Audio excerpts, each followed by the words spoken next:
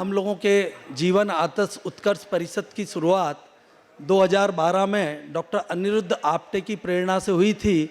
उस समय सबसे ज़्यादा प्रेरणा स्रोत आप्टे के बाद जब हम लोग मिले तो मेरे बड़े भाई साहब निर्मलेश जी आर्य ने इस प्रोग्राम को शेप दिया और मुझे इस स्टेज पे यहाँ तक खड़ा करने में उनका बहुत बड़ा योगदान है। भाई साहब आपको पुनः प्रणाम। हमारे जीवन आदर्श उत्कर्ष परिषद की एक विशेषता कि हम हमारे सब कार्यक्रम समय पे शुरू करके समय पे समाप्त करते हैं। समय की मर्यादा रहती है और हर 3 महीने में एक मेडिकल अवेयरनेस सेमिनार होता है। 39 सेमिनार आज आपके सामने जिसके आप लोग साक्षी हैं। इसके बाद हमारा नेक्स्ट सेमिनार दशहरे के एक हफ्ते बाद 20 अक्टूबर को रहेगा 40वां प्रोग्राम।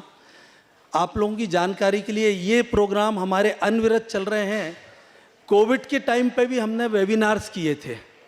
ये सब आप लोगों की प्रेरणा से ही हुए हैं और जब तक आप लोग यहाँ हॉल में पधार रहे हैं ये प्रोग्राम फिजिकल होंगे।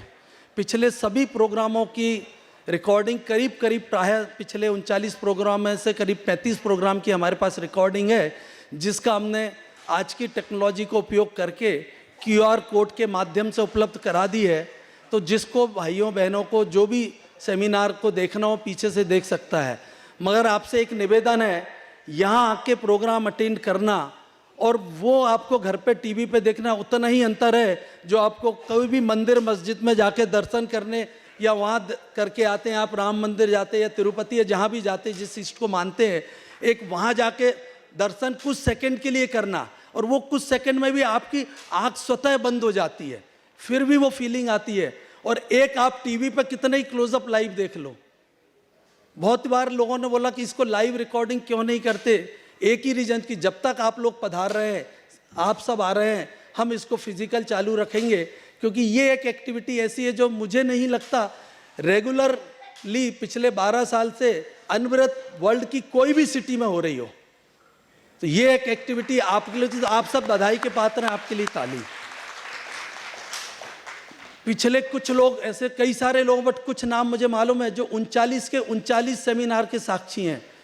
आज हमारे ये अपने सुशील भाई नागलिया हुए, माणिक जी राठी हुए, गिरिजा शंकर जी मारू हाथ उठा रहे, सुंदर चाची जी, राजा राम जी लाहौटी के यहाँ से, ऐसे अनगिनत लोग हैं जो मिस नहीं करते हैं एक भी प्रोग्राम इरिस्पेक्टिव ऑफ द, वो डेट पहले से ले लेते हैं और अपने ट्रेवल प्लान्स चेंज कर देते हैं कि भाई हमको इस सेमिनार में यहाँ रहना है।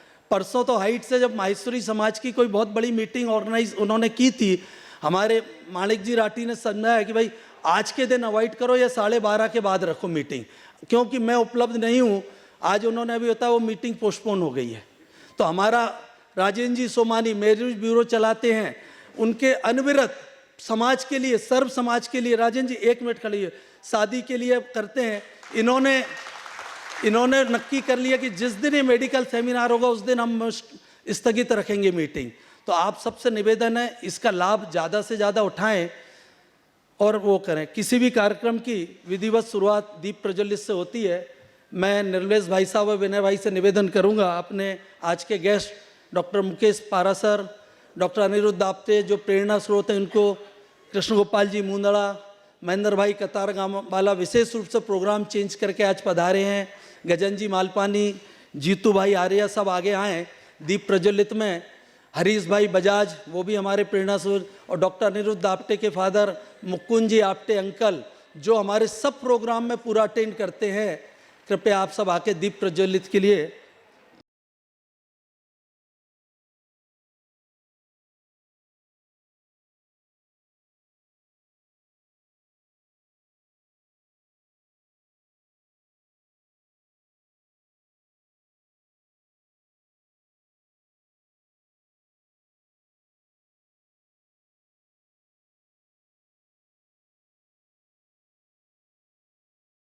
मैं विनय भाई से निवेदन करूंगा कि डॉक्टर पारासर का कृष्ण गोपाल जी मुंदड़ा से पुष्प से सम्मान कराएं। कृष्ण गोपाल जी मुंदड़ा, हाँ, आज विशेष रूप से डॉक्टर पूनम पारासर भी उपलब्ध हैं, वो भी सोशल कॉज बहुत अच्छा करती हैं। ब्रेस्ट कैंसर के ऊपर उनके भी बहुत सारे होते हैं। अब एक मोमेंटो गजानन जी मालपानी और जीतू भाई आर्या से मैं बोलूँगा कि हमारा एक बुक मोमेंटो देके सम्मान करें डॉक्टर मुकेश जी पारा सर का।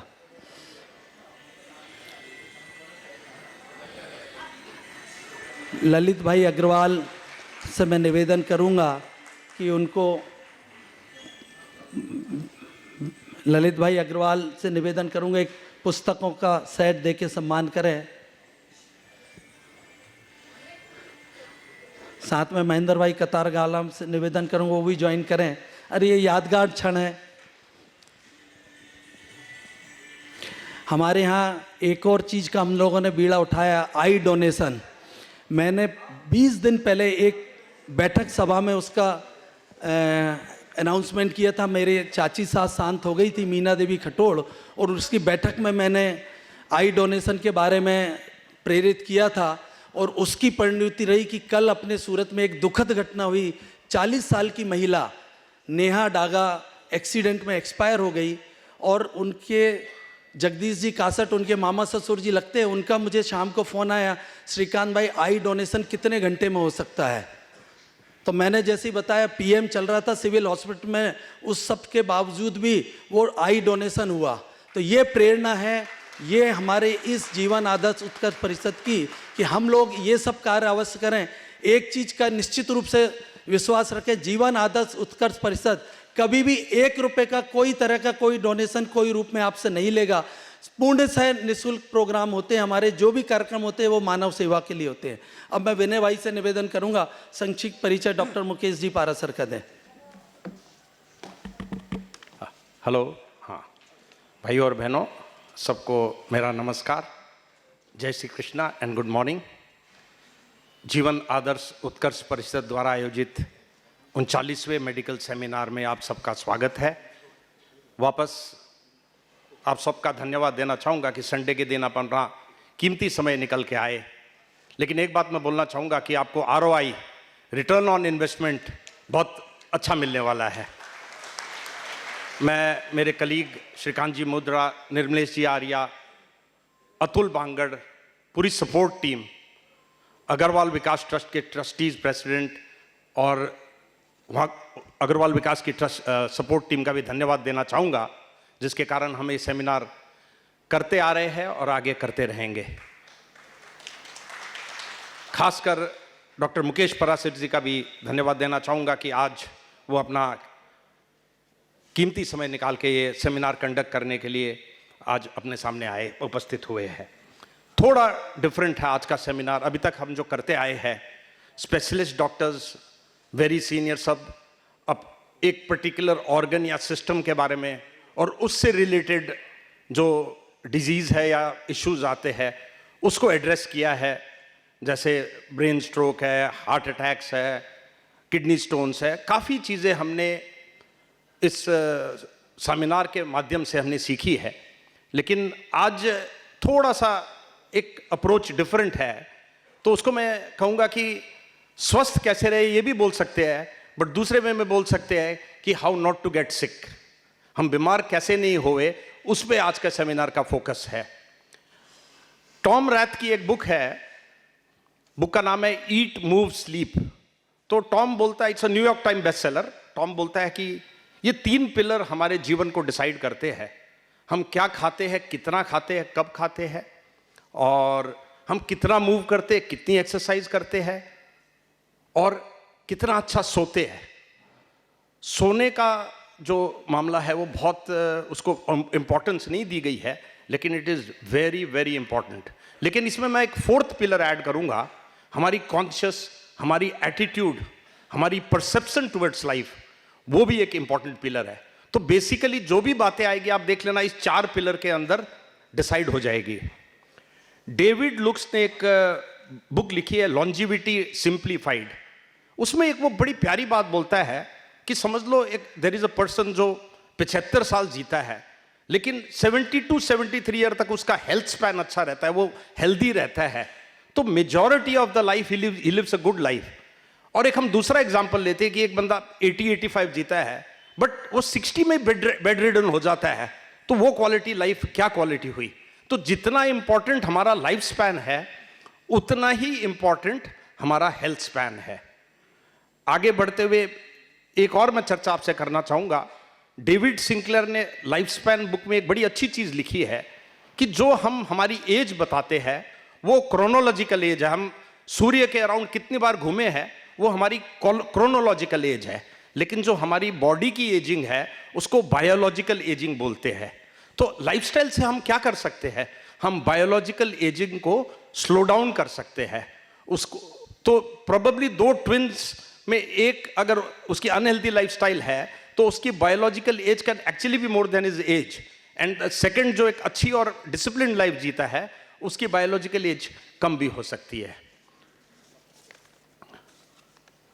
संक्षिप्त में डॉक्टर मुकेश पराशर जी के बारे में, डॉक्टर मुकेश MBBS है, फैमिली फिजिशियन है, weight loss and lifestyle expert है। आप ग्रेजुएट किए JLN मेडिकल कॉलेज अजमेर से 2000 में। आप सूरत की लगभग 1000 परिवारों के फैमिली डॉक्टर है और पिछले 25 सालों में 2 लाख से भी ज़्यादा लोगों को लाइव सेशंस और ऑनलाइन प्रोग्राम से स्वस्थ दिनचर्या के लिए प्रेरित कर चुके हैं। 50 किलो तक का वजन तो ये बातों से यानी कि साइंटिफिक लाइफस्टाइल मॉडिफिकेशन से कम कर देते हैं। यह हेल्थ ऑथर है, मतलब 50 से ज्यादा आर्टिकल्स न्यूज़पेपर में दे चुके हैं। ब्रेस्ट कैंसर पे बुक स्पार्क ऑफ लाइफ और हेल्दी लाइफस्टाइल पर एक और बुक हेड टू टो आप लिख चुके हैं। ये एक हेल्थ पोएट है। इन्होंने हेल्दी लाइफस्टाइल पर 7 कविताएं लिखी है, जिसमें से एक ना कोई खर्चा ना कोई चर्चा और स्वभाव बहुत अच्छा था। आज हम इनसे लाइव सुनेंगे। यह एक हेल्थ सिंगर है। इन्होंने हेल्दी लाइफस्टाइल पर गाना आओ हम सब मिलकर भारत को स्वस्थ बनाए लिखा और कंपोज किया है, जो बहुत जल्दी सोशल मीडिया में आएगा। यह सुर संगम सूरत सिंगिंग क्लब के फाउंडर और मेंटर है। गाते भी बहुत अच्छा है और माउथ ऑर्गन भी आप बजा लेते हैं। इस लिहाज से ये इंडिया के पहले हेल्थ एंटरटेनर है। चलिए हम आज सब मिलकर इनके हेल्दी टिप्स का लाइट एंटरटेनमेंट को सीखते हैं। आज ये आए हैं अपनी धर्मपत्नी श्रीमती पूनम पारासर के साथ, जो खुद एक ब्रेस्ट कैंसर सर्वाइवर है और एक NGO BCAG चला रही है, जो महिलाओं में ब्रेस्ट कैंसर अवेयरनेस के लिए फ्री चेकअप कैंप और सेमिनार आयोजित करते हैं। इनकी इस अभियान के लिए शहर की कई सामाजिक संस्थाओं ने सम्मानित किया है।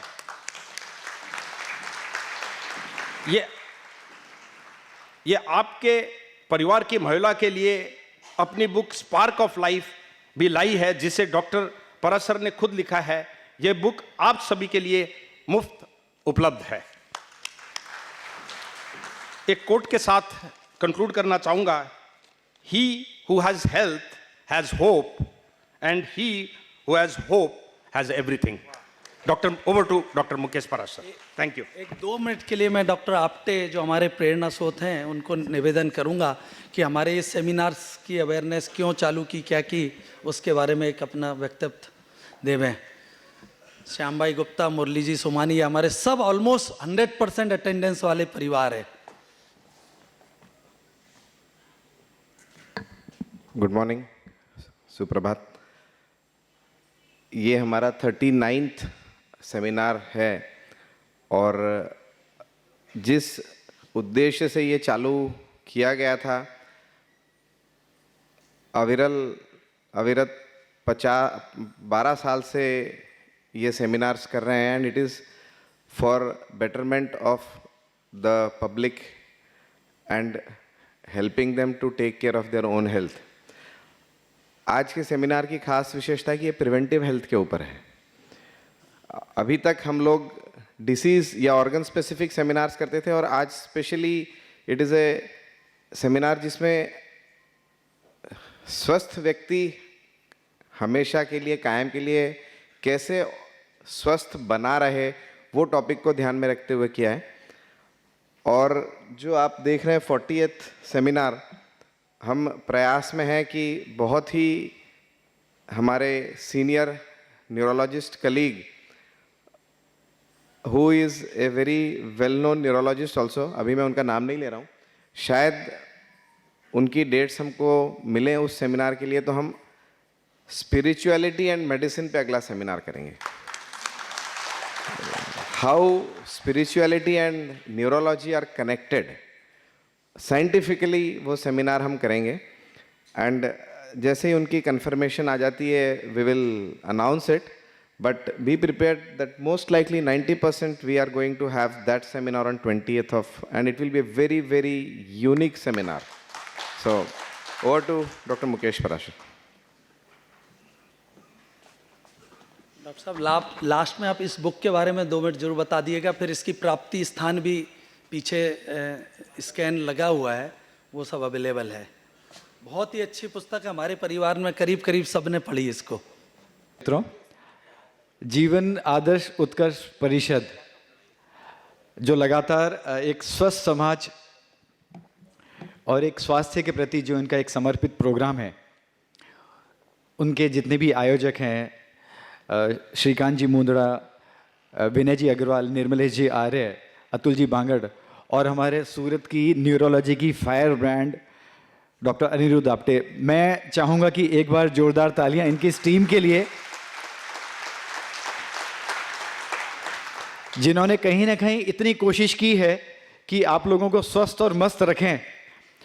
पर मुझे आज आप लोगों को देख के ऐसे लग रहा है कि वो 2000 यानी 2000 का वो बैच एजुकेशन का याद आ रहा है, जिन्होंने ग्रेजुएशन तो कर ली, पोस्ट ग्रेजुएशन भी कर ली, पर बाद में पता चला कंप्यूटर कोर्स तो किया ही नहीं, क्योंकि कंप्यूटर कोर्स उस समय था ही नहीं। एक फीलिंग ऐसी भी है कि एक बगीचे में आप लोग घूम रहे हैं, बहुत अच्छे अच्छे पेड़ हैं, बहुत अच्छे अच्छे फल लग रहे हैं, पर बीज कौन सा बोया, ये क्वेश्चन अब उठ रहा है। तो एक जनरल फिजिशियन के लिए बुलाना और उसकी बात को सुनने का इनडायरेक्टली मतलब ये होता है कि आज आप रूट पर जा रहे हैं, आज आप रूट पे बात कर रहे हैं कि बीमारियां शुरू कहाँ से हो रही है। जब हम शहर के सबसे महंगे रेस्टोरेंट में खाना खाते हैं, उसे भी स्टेटस और स्टाइल कहते हैं, पर जब हम घर वापस आते हैं तो अपने आप को एसिडिटी, गैस, इंडाइजेशन, अपच से कितना बखूबी बचा पाते हैं, उसे हेल्दी लाइफस्टाइल कहते हैं। जब हम सबसे महंगे फिल्टर का पानी पीते हैं, उसे भी स्टेटस और स्टाइल ही कहते हैं, पर जरूरत पड़ने पर लारी की पानी पूरी खाने के बाद अपने आप को स्टमक के इन्फेक्शन से कैसे बचा पाते हैं, उसे हेल्दी लाइफस्टाइल कहते हैं। जब हम हर वक्त हर जगह एसी का इस्तेमाल करते हैं, उसे भी स्टेटस और स्टाइल कहते हैं, पर जरूरत पड़ने पर 12 बजे दोपहर की कड़कती धूप को हम कितनी सहजता और सरलता से झेल पाते हैं, उसे हेल्दी लाइफस्टाइल कहते हैं। शहर के सबसे महंगे हेल्थ क्लब की मेंबरशिप होने को भी स्टेटस और स्टाइल ही कहते हैं, पर वहां जाकर हम कितनी खूबसूरती से अपनी जरूरत, उम्र, वजन, अपनी बीमारियों और अपनी रुचि के हिसाब से एक्सरसाइज का सिलेक्शन करते हैं, उसे हेल्दी लाइफस्टाइल कहते हैं। मैं doctor Mukesh Parashar, healthy lifestyle, weight loss and lifestyle expert और हेल्थ एंटरटेनर की हैसियत से आप सभी का पुनः स्वागत करता हूं। अब जब बात प्रिवेंटिव केयर पर आ गई है और हम एक मॉनिटरी वर्ल्ड में आ गए हैं, यहां पैसे की भाषा को थोड़ा ज्यादा समझा जाता है, उसकी जरूरत क्या है और क्यों हमें प्रिवेंशन पे बात करनी चाहिए, एक एग्जाम्पल देके मैं आपको बताता हूं कि प्रिवेंशन की ताकत क्या होती है और फिर क्यों इसकी जरूरत है, वो भी आपके सामने मैं रखूंगा। यदि मैं एक डेंटल टिप आपके साथ शेयर कर रहा हूं और वो डेंटल टिप ये है, एक टिप से आपको पता चल जाएगा कि प्रिवेंशन की पावर कितनी बड़ी है। यदि एक व्यक्ति, ध्यान से सुनिएगा, यदि एक व्यक्ति खाना खाने के बाद बिल्कुल देसी स्टाइल में उंगली डालकर पानी से कुल्ले करता है, एक आदत,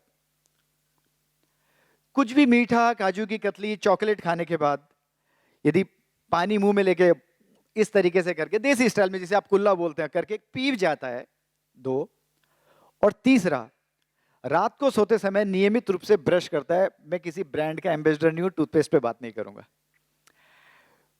ये 3 आदतें पे यदि हम बात करते हैं तो आपको पता है मॉनेटरी टर्म्स में ये हैबिट, 3 छोटी सी हैबिट कितने रुपए में जाती है। सिर्फ एक ही सवाल लूंगा मैं, कोई गैस कर सकता है प्लीज? मैडम आप फ्रंट रो में बैठे हैं, आप बताएंगे कि ये 3 छोटी आदतें रुपए में कितने रुपए की हैं? मैं बताता हूं आपको। यदि ये 3 आदतें, खाना खाने के बाद उंगली डाल के कुल्ला करना, मिठाई खाने के बाद पानी पी जाना कुल्ला करके, और रात को सोते समय ब्रश करना, ये जिंदगी भर आपको डेंटिस्ट से बचा देगी। और यदि सूरत के सिनेरियो में यदि बात करूं तो एक दांत के रूट कैनाल का खर्चा 10,000 के आजू बाजू आ गया है, और 10 दांत भी यदि आपने डेंटिस्ट से बचवा लिए अपने, तो पर पर्सन 1 लाख रुपए। यदि यहां पे 200 जने बैठे हैं तो ये प्रोग्राम 2 करोड़ का, और यदि घर पे पहुंचने के बाद 5 मेंबर ने यदि इसको स्वीकार कर लिया तो ये 10 करोड़ का प्रोग्राम है। अब बजाओ ताली। ये है प्रिवेंशन की ताकत। और ये पैसा वो था जो समाज में आपके और देश की तरक्की में लगना था, और कहां लग रहा है मुझे बताने की जरूरत नहीं है। ये अलग बात है, मेरे कलीग नाराज हो जाएंगे, वो तो अब मुझे बोलने भी लगे कि पारा सर तू सबको फिट ही कर देगा तो हमारे पास आएगा कौन। तो देखिए, स्वस्थ समाज की कल्पना और स्वस्थ समाज होना, हेल्थ इज वेल्थ सब जानते हैं, मानते हैं, बस फॉलो करने में चूक गए। तो ये तो हुई अपनी प्रिवेंटिव पावर की ताकत। प्रिवेंशन क्यों जरूरी है? वो इसीलिए जरूरी है, यदि शहर में एक अच्छे न्यूरोलॉजिस्ट के लिए, अच्छे न्यूरोसर्जन के लिए, डॉक्टर आपने हैं सर कि गए? ओके, उनका कुछ कमिटमेंट था। यदि एक न्यूरोलॉजिस्ट के लिए, न्यूरोसर्जन के लिए एक नेविगेशन सिस्टम चाहिए, तो हमें आपको ये भी समझने की जरूरत है कि लोगों में इतने ब्रेन हैमरेज क्यों हो रहे हैं, क्या जरूरत पड़ रही है कि न्यूरोलॉजिस्ट इतने ऑक्यूपाइड हैं। यदि आप ये मानते हैं कि शहर में TKR यानी टोटल नी ट्रांसप्लांट के लिए बहुत अच्छे रोबोटिक सर्जरी वाले सिस्टम की सूरत में जरूरत है, तो आपको यह भी समझने की जरूरत है कि क्यों इतने आए दिन नी ट्रांसप्लांट हो रहे हैं। यदि आप ये मानते हैं कि शहर में कैथलैब यानी कार्डियोलॉजिस्ट सबसे बढ़िया होने चाहिए, तो आपको यह भी समझने की जरूरत है कि इतनी एंजियोप्लास्टी और एंजियोग्राफी हो क्यों रही है। मैं धन्यवाद देना चाहूंगा जीवन आदर्श उत्कर्ष परिषद के सभी मेंबर्स का एक बार पुनः कि उन्होंने इस चीज के लिए मुझे चुना। तो शुरुआत करते हैं हमारे पहले टॉपिक से। प्रिवेंटिव की ताकत तो आपको बता ही दी।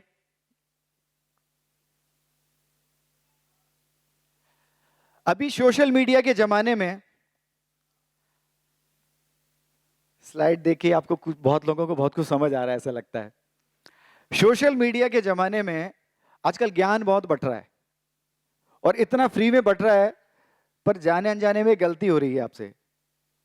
वो गलती क्या हो रही है वो मैं बताता हूं आपको। आप ढूंढने निकले थे एक मोती, छलांग लगानी थी तालाब में, आप तो समुद्र में कूद गए। जिसको डोलो और एजिथ्राल नाम पता है, विनय जी, जिसको डोलो और एजिथ्राल नाम पता है वो डॉक्टर है। इस लिहाज से इंडिया में 100 करोड़ डॉक्टर इस समय। मजाल है डॉक्टर खुशी महसूस करे एजिथ्रोमाइसिन लिख के, तो उस वक्त ऐसा लगता है सर ये तो मुझे पता थी, मतलब अब एंटीबायोटिक भी नए इजाद करें आप लोगों के लिए। मैं दावे के साथ कहता हूं, इतने मर्द बैठे हैं यहां पे और अपनी वाइफ को, अपनी धर्मपत्नी को रोज देखते हैं कि खाना बनाते समय पहले कुछ तेल लिया है, फिर कुछ जीरा, फिर कुछ नमक, फिर हल्दी। मैं सारी महिलाओं से आग्रह करूंगा एक बार दो उनको खाना बनाने के लिए, देखिए बना सकते हैं क्या। तो फिर 2 गोलियों के नाम क्या पता चल गए, हम डॉक्टर डॉक्टर खेलने लग गए।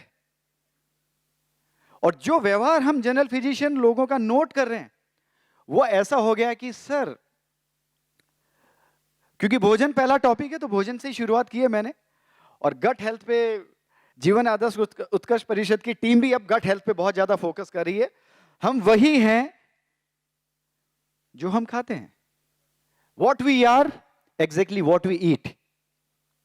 तो जब मैंने लोगों का परसेप्शन देखा तो ऐसे क्वेश्चन आए दिन मैं आजकल महसूस कर रहा हूं।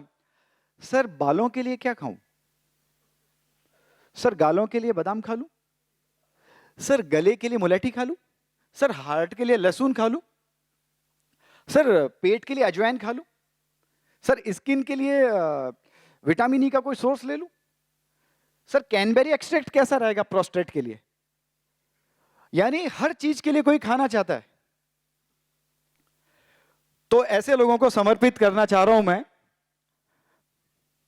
खा खा के बॉडी फिट करना, अंदाज आपका है ये, क्या करे प्रोटीन और टॉनिक, जब कसरत ना हो पाए, खा के जब बैठे रहेंगे तो ये घी काम ना आएगा, बढ़ेगा शुगर और बीपी तो स्ट्रोक या अटैक आएगा। ये झूठ नहीं सच है सनम, सनम तेरी कसम।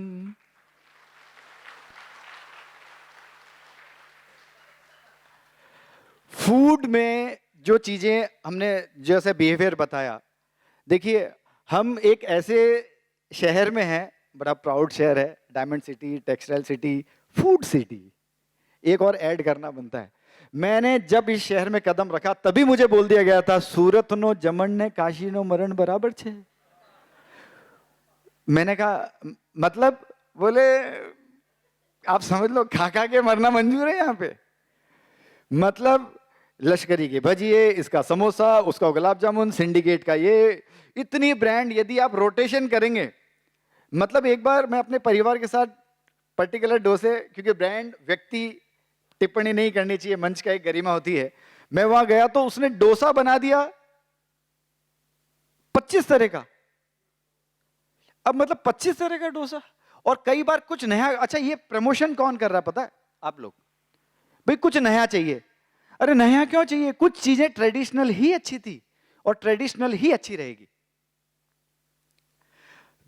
तो जो हमारा स्वस्थ लाइफस्टाइल पे जो प्रोग्राम हमने तैयार किया, एक हेल्थ हाउसिंग का एक इवेंट हमने तैयार किया, तो उसमें मुझे एक अंतरा बनाना पड़ा। प्लीज, इसको उसमें घुसाना, मतलब चाइनीज में समोसा, समोसे में चाइनीज, जरूरत क्या थी? अरे इसको उसमें घुसाना, उसको इसमें मिलाना, दूध में तरबूज, तरबूज का मिल्क शेक। मैंने कहीं स्टडी नहीं किया, हमारे बुजुर्ग बताते हुए चले, विरुद्ध आहार हमारा सब्जेक्ट है, कि यानी किसी में भी कुछ भी चीज मिला रहे। एक तरफ यदि खीर है, साथ में रायता बन रहा है, विरुद्ध आहार। इतने कोई ना कोई वक्ता बोल के जरूर गया होगा कि भी दूध और दही के आइटम साथ नहीं चलते हैं, नमक के आइटम दूध के साथ नहीं चलते हैं। ये बहुत गहरी बात है और हमें विरासत में मिली है। एक ने मुझे पूछा कि सर आपने कहां से डिप्लोमा किया है, मतलब लाइफस्टाइल पे कहीं आपने फॉरेन कंट्री से लिया है? तो मैंने उन्हें प्राउडली बोला, हम भारतीय हैं, हम इंडियंस हैं, और लाइफस्टाइल में हम दुनिया को सिखाएंगे, दुनिया हमको क्या सिखाएगी। तो पूरा करता हूं बंद, इसको उसमें घुसाना, उसको इसमें मिलाना, वैरायटी के चक्कर में आया कैसा जमाना।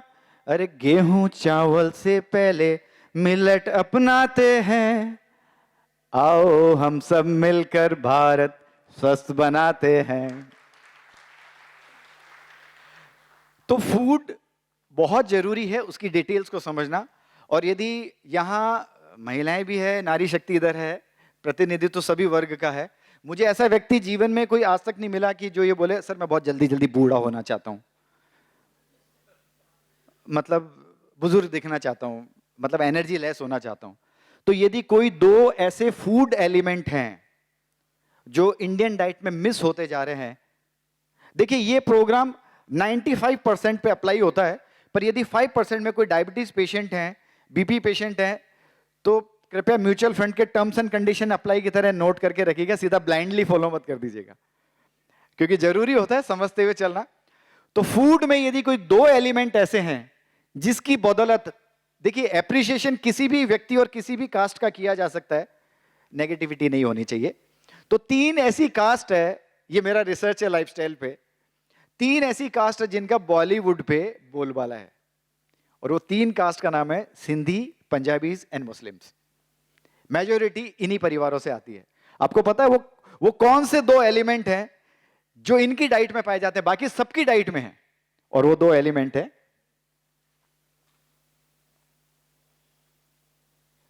एक प्रोटीन और दूसरा फाइबर। प्रोटीन और फाइबर से लोग दूरी बनाए रखें।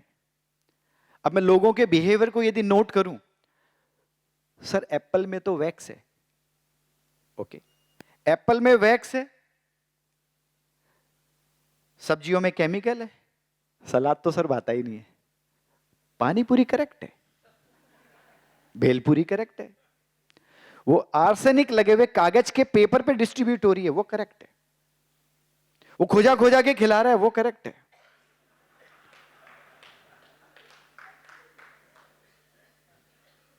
मैं एक बार परिवार के फोर्स की वजह से चला गया डूमस भजिए खाने, मैंने उसके तेल को देखा तो काला गुंड पाताल पानी लगा मुझे, और लोग पागल पड़े लाइन से, भैया मेरा, अरे 250 ग्राम, सुनते नहीं हो क्या भैया, पहले मेरा 1 किलो 2 किलो, अरे पहले उसके तेल की क्वालिटी तो देखो, वो किस तरीके से तल के आपको दे क्या रहा है वो।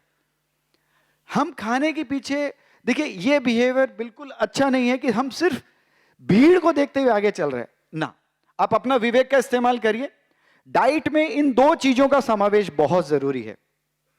यदि आप ये 2 चीजें अपनी डाइट में लेते हैं, मैंने कोई नॉनवेज प्रमोट नहीं किया है, वेज सोर्स के पिक्चर्स दिए, और यदि फूड में कोई ऐसा सीजन, कोई ऐसा एक नियम और एक सवाल मैं जरूर आपके सामने रखूंगा, कोई ऐसा सवाल, यहां जो पेरेंट्स बैठे हैं जिनकी उम्र 40 प्लस 35 प्लस से ऊपर, और ज्यादातर मुझे वही लोग दिख रहे हैं, यदि एक सवाल जिसने आपकी नीचे वाली जनरेशन को बिगाड़ के रखा हुआ है, तो पता वो कौन सा सवाल है जो आप अपने घर में पूछते हैं जिससे नीचे वाली जनरेशन का पूरा फूड कल्चर ही खराब हो गया है? वो सवाल है, बेटा क्या खाएगा, क्या खाएगा, जो बना है सब खाएगा।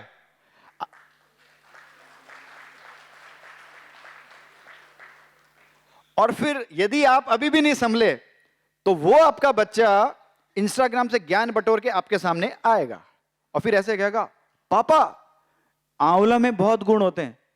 और यदि पापा ऐसे समझदार व्यक्तियों में से कोई हुआ तो बेटा आंवले में तो गुण 500,000 साल से हैं, तेरे को इंस्टाग्राम से आज पता चले।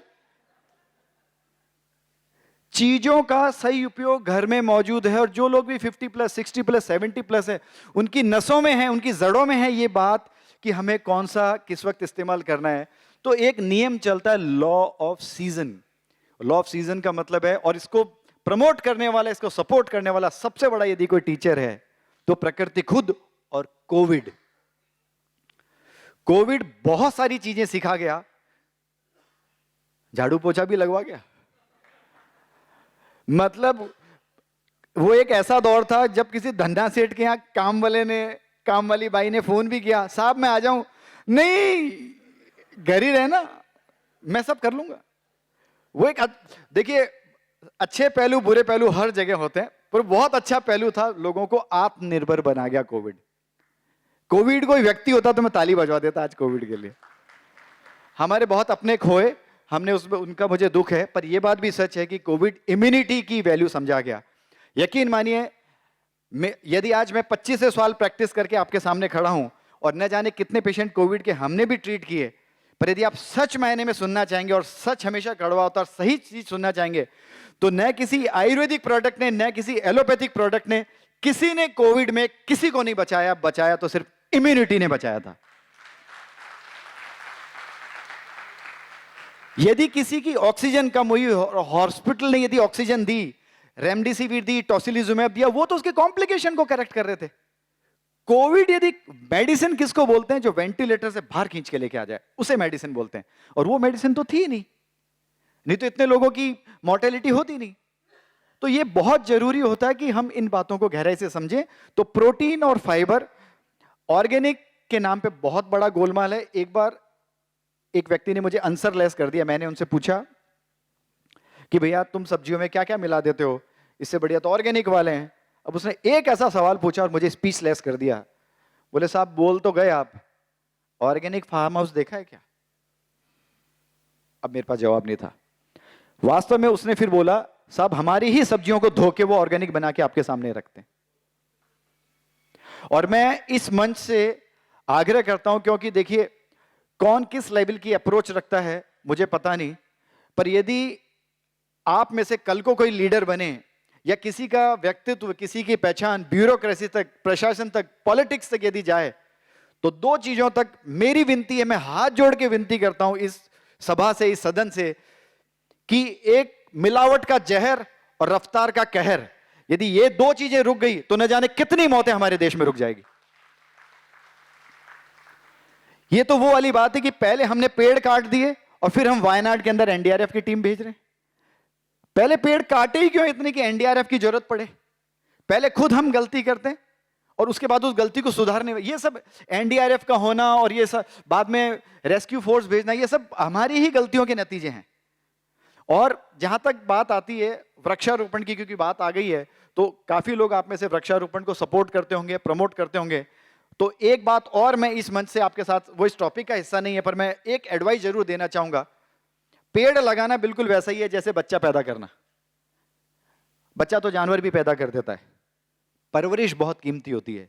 यदि आपके सर्किल में कोई ऐसे व्यक्ति हो जो वृक्षारोपण कार्यक्रम से जुड़े हुए हो, तो कुछ ऐसी विधि बनाइए, कुछ ऐसा तरीका बनाइए कि सिर्फ वृक्ष लगाना नहीं है, जब तक 2 साल तक वो इंडिपेंडेंट ही नहीं हो जाए तब तक उसका पालन करना है। तब वृक्षारोपण फायदेमंद है, नहीं तो बाकी सिर्फ फोटो खिंचाने तक ही सीमित है। बस खाली हमने 20,000 लगाए, हमने 25,000 लगाए, कोई काम का नहीं है। परवरिश बहुत बड़ी चीज है। अब अगले एलिमेंट पर आते हैं। फूड हो गया, फूड पे हमने बात कर ली। तो फूड क्यों इंपॉर्टेंट होता है मैं आपको बता देता हूं, आपको किस तरीके से एंटी एजिंग रखता है। एक एग्जांपल से समझते हैं, फिर अगले टॉपिक पर आ जाते हैं। जब हम घर में महिलाएं हैं, मैं थोड़ा आपका ध्यान चाहूंगा। जब आप घर में पाव भाजी बना रहे होते हैं तो एक आध मटर आलू थोड़ा ज्यादा गर्म होकर फट के टाइल्स पे चला जाता है किचन के अंदर, राइट? तो आपके पास 2 चॉइस है, या तो आप मेड को बोलें, कुक को बोलें, या आप खुद उसको अभी साफ कर लें, या फिर पड़े रहने दो, 3 दिन बाद देखेंगे। 3 दिन बाद हटाया तो क्या होगा? उसका स्टेन छूटेगा, निशान छूटेगा वहां पे। जब हमारी सेल, हमारी कोशिका काम कर रही होती है तो तब भी कुछ ऐसे एलिमेंट बनते हैं जो हमारे लिए अच्छे नहीं होते। उन्हें बोलते हैं फ्री रेडिकल्स, ऑक्सीडेंट्स बोलते हैं। ये जो ऑक्सीडेंट होते हैं ये इतने एक्टिव होते हैं, ये इतने खतरनाक होते हैं, यही जिम्मेदार है हमें बुजुर्ग बनाने के लिए, एजिंग के लिए, और हमें कैंसर पैदा करने के लिए। और ये हर व्यक्ति के अंदर बन रहे हैं। और इनको फाइट करने के लिए क्या चाहिए होता है? जो आपने सुना हुआ है, एंटीऑक्सीडेंट्स। अब एंटीऑक्सीडेंट जहां से आते हैं ना, इतनी सुंदर व्यवस्था भगवान ने दी है। एंटीऑक्सीडेंट जो होते हैं कहां से आते हैं? एंटीऑक्सीडेंट प्रकृति प्रदत्त चीजों से आते हैं। फ्रूट, सलाद, सब्जी, दूध, दही, ड्राई फ्रूट, पानी। अब हम इनका इस्तेमाल ही नहीं करना चाहते। यदि आप ये चीजें आपके डाइट में, प्रोग्राम कॉन्क्लूड करते समय एक ऐसा डाइट चार्ट दूंगा आपको, उसके बाद ओथ के साथ दूंगा, आपको शपथ दिलवाऊंगा आज, फिर जरूरत ही नहीं पड़ेगी आपको डाइटिशियंस के डाइट चार्ट सुनने की कभी। और 1 लाइनर 20 सेकंड का एक आप डाइट चार्ट सुनिएगा, आपको सब समझ में आ जाएगा कि आपको रोजमर्रा में क्या समावेश करना है। तो यकीन मानिए, जो लोग चाहते हैं मैं यंग दिखूं, तो उनके लिए डाइट में ये 2 एलिमेंट होना बहुत जरूरी है, एक प्रोटीन और एक ये। और इनकी मात्रा कितनी होनी चाहिए वो इंडिविजुअलाइज होती है, वेट के अकॉर्डिंग होती है, सीजन के अकॉर्डिंग होती है। श्रीकांत जी ने की अनुमति 45 मिनट की, उसमें इतना ही बनता है। जब कभी ज्यादा अनुमति मिली तो और विस्तार से बता सकता हूं। जब मैं वेट लॉस के कैंडिडेट लेता हूं तो इन्हीं 10 बातों को विस्तार से समझाने में मुझे एक कैंडिडेट को कवर करने में 2.5 से 3 घंटे लगते हैं। तो यह 45 मिनट का लेक्चर है। अगले टॉपिक पर बढ़ते हैं। फूड के बारे में बात होगी, एक एग्जाम्पल जरूर दूंगा, उससे आपको समझ में आ जाएगा कि फूड की अहमियत क्या है। आपने गुण वाले भी सुन लिए। जब एक इंसान पैदा होता है ना, हमारे यहाँ हिंदू मैथोलॉजी में, मैं मैथोलॉजिकल कनेक्शन इसलिए दे रहा हूं आप याद रख पाएंगे। जब एक इंसान पैदा होता है तो हमारे यहाँ ब्रह्मा जी को सृष्टि का रचयिता माना जाता है। विनय जी ठीक है? ओके। चतुर्भुज जी उनके असिस्टेंट है। श्रीकांत जी, चतुर्भुज जी ब्रह्मा जी के असिस्टेंट है। ओके, तो वो इंसान को एक हाइपोथेटिकल नाम ले लेते हैं ताकि याद रखने में आसानी नहीं रहे। सुरेश, इधर आजा भाई। कोई सुरेश हो बुरा ना माने प्लीज। बोले जी सर। बोले धरती पे भेज रहे हैं। बोले थैंक यू सर। आज से धरती पे जाओगे और वहां पे तुम्हें इतने किलो नमक, इतने किलो तेल, इतने किलो घी, इतने किलो शक्कर खाने को मिलेगा। बोले अरे sir so nice of you, पर एक बात ध्यान रखना, धीमे धीमे खाया तो 100 तक खाते रहना। बोले अच्छा, और जल्दी जल्दी खाया तो मुकेश पाराशर याद दिलाएगा। क्योंकि जब कोई डॉक्टर ये बोले नमक बंद कर दीजिए, तो समझ लीजिए कि जो 90 तक खाना था वो 40 में कोटा पूरा हो गया, कोटा पूरा। खाना था 70-80 तक। बात एक आपको समझ ही लेनी चाहिए, प्रॉब्लम नमक खाने से बीपी होता ही नहीं है, पर जिनको बीपी है उनके लिए नमक नुकसानदायक है। शुगर खाने से डायबिटीज नहीं होती है, पर जिनको डायबिटीज है शुगर उनके लिए नुकसानदायक है। अब ये छोटी छोटी बातें लोग समझने में चूक रहे हैं। मैंने शक्कर छोड़ दी, अरे डायबिटीज होने के बाद शक्कर छोड़ने का मीनिंग नहीं है, अब तो रोटी भी शुगर शूट करेगी आपका। तो आप चीजों को पहले टेक्निकलिटी समझिए। मिठाई खाने में प्रॉब्लम थी नहीं। अतुल जी किधर गए? ओके, अतुल जी, पहले लोग शादियों में जब जाते थे तब मिठाइयां खाते थे। अब हमारे इस कल्चर की बैंड बजा के रख दी है दो उन ब्रांड ने। अब तो लूंगा मैं ब्रांड का नाम, एक का नाम स्विगी और एक का जोमेटो। पहले हम शादी में जाते थे या श्रीकांत जी के यहाँ डिनर पे जाते थे तब हम मिठाई खाते थे, एक कल्चर हुआ करता था। अब मिठाइयां खत्म ही नहीं हो रही है लोगों के घरों में। तो प्रॉब्लम मिठाई में नहीं है, प्रॉब्लम रोज मिठाई खाने में है। प्रॉब्लम पाव भाजी खाने में भी नहीं है। आज पाव भाजी, कल रगड़ा पेटीज, फिर समोसा, फिर ढोकला, फिर फाफड़ा, फिर गाना याद दिलाऊं आपको अभी थोड़ी देर पहले क्या खाया था। यहां गलती है। यदि आपने तीखा खाया है तो पेट को बैलेंस दीजिए। मुझे आज भी पुराने जमाने की वो शादियां याद है जब 2 दिन बारात का पूर्ण स्वागत करके लास्ट में उनको एक हल्का फुल्का खाना खिला के बारात को भेजते थे। श्रीकांत जी याद है आपको? तो वो चीजें कैसे भूल रहे हैं हम लोग। ये आज आप संडे है और आज सेलिब्रेशन होना चाहिए। आपके घर में जो बनता है वो आप बनाइए। सिर्फ मेरी रिक्वेस्ट पे 2 चेंज करिए कि पार्टी अब से डिनर में नहीं लंच में होगी। करके देखिए आप, एक इतना सा चेंज करके देखिए। पार्टी लंच के डिनर के बजाय लंच पे करिए और इस दिन इवनिंग में एक फाइबर सोर्स ले लीजिए। किसी को ज्यादा भूख है भुट्टा खा लीजिए, किसी को कम भूख है पपीता खा लीजिए, किसी को भूख ही नहीं है तो कोई दिक्कत नहीं, रात को सोते समय दूध पी जाइए। प्रॉब्लम कहां आ रही है? लोग ऐसे ब्लेम करते हैं दूध तो बेकार है, दूध से एसिडिटी होती है। प्रॉब्लम दूध में थी नहीं, प्रॉब्लम दूध के पीने के टाइमिंग में है। मिल्क इज ए मील। दूध को हम भोजन बोलते हैं, उसमें 2 ही चीजें नहीं होती, एक आयरन और एक फाइबर। और लोग गलती क्या कह रहे हैं, जिस तरीके से बकासूर स्टाइल में खाना खाया जा रहा है शादियों में, मैं आपको बताता हूं, क्योंकि फूड ही सबसे बड़ा टॉपिक है, बाकी तो सब छोटे छोटे टॉपिक है। जैसे ही एंट्री हुई तो सबसे पहले वो वेलकम ड्रिंक से स्टार्ट होता है। भैया ब्लू लगून, जबकि हमारे संस्कारों में, संस्कृत में पेट को बोलते हैं जठर और इसकी डाइजेस्टिव पावर यानी हाइड्रोक्लोरिक एसिड को विनय जी बोलते हैं अग्नि, और उसकी डाइजेस्टिव पावर को एक वर्ड में बोला जाता है जठराग्नि। अब जठराग्नि यानी अग्नि, हवन कुंड, हवन कुंड में पानी कौन डालता है यार? हवन कुंड में वेलकम ड्रिंक का कल्चर हमारा है ही नहीं। और यदि आप सूप का भी सही एंजॉय करना चाहते हैं तो सबसे पहले पार्टीज में जाइए, सबसे पहले सूप पीजिए और फिर बीच में 20 मिनट का ब्रेक डालिए, फिर सूप के बेनिफिट आपको सामने समझ में आएंगे, फिर लगेगी तगड़ी भूख और फिर डाइजेशन का मजा आपको आएगा। एक तरफ तो सूप आपने पिया और हाथों हाथ खाने पे लग पड़े, देयर इज नो ब्रेक। अब मैं बताता हूं सूरती स्टाइल में खाना, ये तो आपको सुनना पड़ेगा क्योंकि देखो अब गलती की और टीचर को बुला लिया आपने। सबसे पहले वेलकम ड्रिंक, फिर उसके बाद में ट्रॉली स्टार्टर्स। समोसे में चाइनीज, चाइनीज में समोसा, पनीर टिक्के के ऊपर कुछ और, चलो कोई बात नहीं। उसके बाद बोलते हैं कि अब थोड़ा सा सूप ले लें, सूप ले लिया, पानी पूरी ले लें, पानी पूरी ले ली। उसके बाद Italian, south Indian, Chinese, Mexican. बहुत देर हो गई, खाना खा लें। सत्यानाश, ना छोटा वर्ड है, सर्व सत्यानाश। इतना कम खाया था आपने, अभी जो कसर रह गई, जो अभी ये बाकी है, अरे अभी तो पिक्चर शुरू हुई है, उसके बावजूद भी बोलते हैं नहीं पसंद आया तो बधाई दीजिए ताली।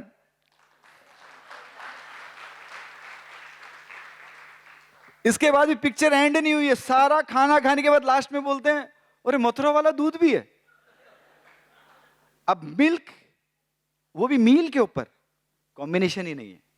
दूध कभी भी खाने के ऊपर दिया ही नहीं जाता है। मैं आपकी जानकारी बढ़ा देता हूं, मैं कुछ नई बात नहीं करूंगा और हर बार कुछ नया थोड़ी ना करना होता है। जो चीजें हैं पहले हम उनको तो संभाल लें।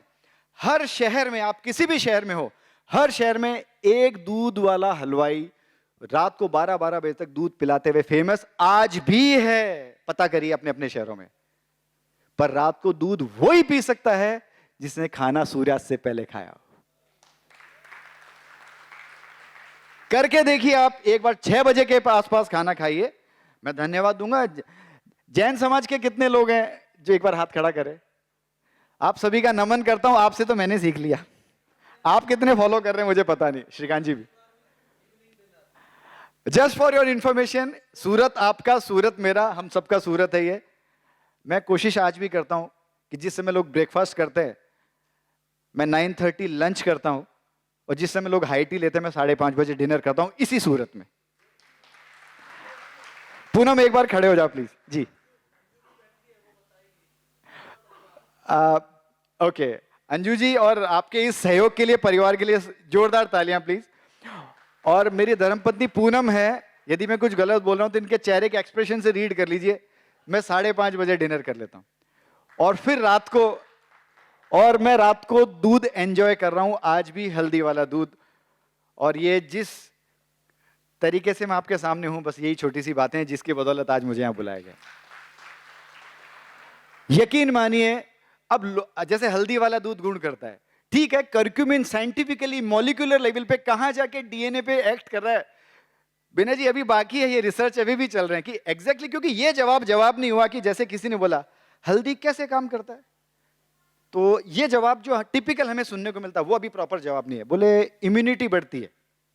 कैसे बढ़ती है? अरे कैसे बढ़ती है? इम्यूनिटी बढ़ती है, अच्छा रहता है। अरे अच्छा कैसे रहता है? इससे आईजीई बढ़ते हैं। बोले ये क्या होता है? मैक्रोफेजेस स्टेबलाइज होती है। बोले ये क्या होती है? आईजीएम बढ़ता है, इम्यूनोग्लोबुलिन एम बढ़ता है। बोले ये तो सुना नहीं। अरे तो यही तो इम्यूनिटी के मार्कर हैं। अब इस पे कहां इफेक्ट आ रहा है हल्दी का, ये चीजें अभी भी रिसर्च में है। पर एक ऑब्जर्वेशन साइंस ये कहती है हल्दी इज गुड, पर गलत कहां है? इधर चोट लगी और आप हल्दी का दूध पी के कह रहे हो कल घाव ठीक हो जाएगा। इतना घाव ठीक होता था सर्जरी डिपार्टमेंट ही बंद हो जाता अभी तक। इतना रॉकेट साइंस नहीं है ना ना। आयुर्वेद के, नेचुरोपैथी के प्रिवेंटिव रोल अच्छे हैं। इनको अपनी लाइफस्टाइल में लाइए ना आप, फिर आपकी हीलिंग पावर अपने आप बढ़ेगी, आपका डिजीज रेजिस्टेंस अपने आप बढ़ेगा, वो अपने आप होगा। आपने कोविड के दौरान ये तो सबसे देखा, सबसे सुना कि मास्क लगाना चाहिए, लगाना चाहिए। चलिए कोविड का दौर छोड़िए, आपने कभी ये सोचा साल भर इंफेक्शन में रहते हैं डॉक्टर्स, किसी को मास्क लगाते हुए देखा है? और अभी सो कॉल्ड एजुकेटेड जनरेशन, जैसे कि 2-4 जने खांसते हैं तो रुमाल लेके साइड हो जाते हैं, उससे इन्फेक्शन दे देगा ये। अरे इन्फेक्शन तो मिलता ही है, रोज बॉडी खुद फाइट करती है। तो ये खाने पर बात हुई। अगले टॉपिक पर मूव करते हैं, पानी पे। पानी के साथ हमने करी बहुत सारी छेड़खानी। मुझे आज भी वो दिन याद है, आपटे साहब चले गए।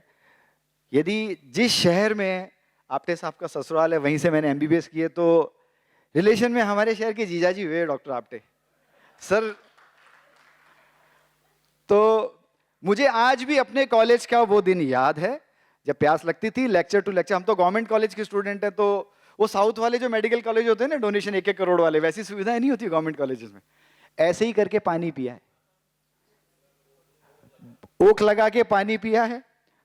मुझे तो अब ध्यान आ रहा है कि सैनिटाइजर जैसा तो कुछ होता ही नहीं था साइड में, लिक्विड सोप भी कुछ होती नहीं थी, मतलब सीधा ही हाथ धोया और सीधा ही पी जाते थे। तो क्या हम बीमार ही रहे जिंदगी भर? गलती क्या हो गई? पानी के साथ हद से ज्यादा छेड़खानी कर दी अपन ने, इतना छान दिया। अब पहले तो छान दिया, अब हम किस तरीके से हमारा बिहेवियर पानी को लेकर चल रहा है वो मैं आपको बताता हूं।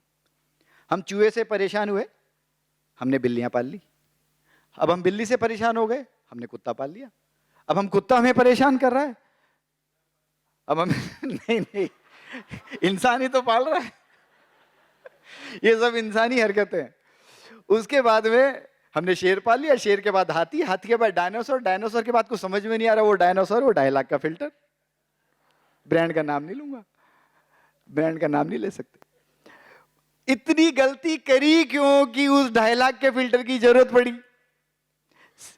सीधा सीधा नहीं ले सकते थे,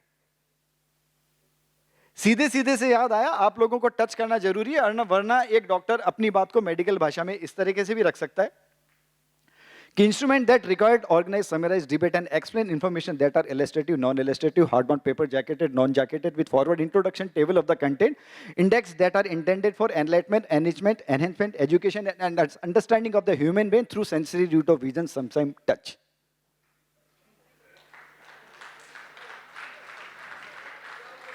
कहना क्या चाहते हो? अब्बा डब्बा जब्बा।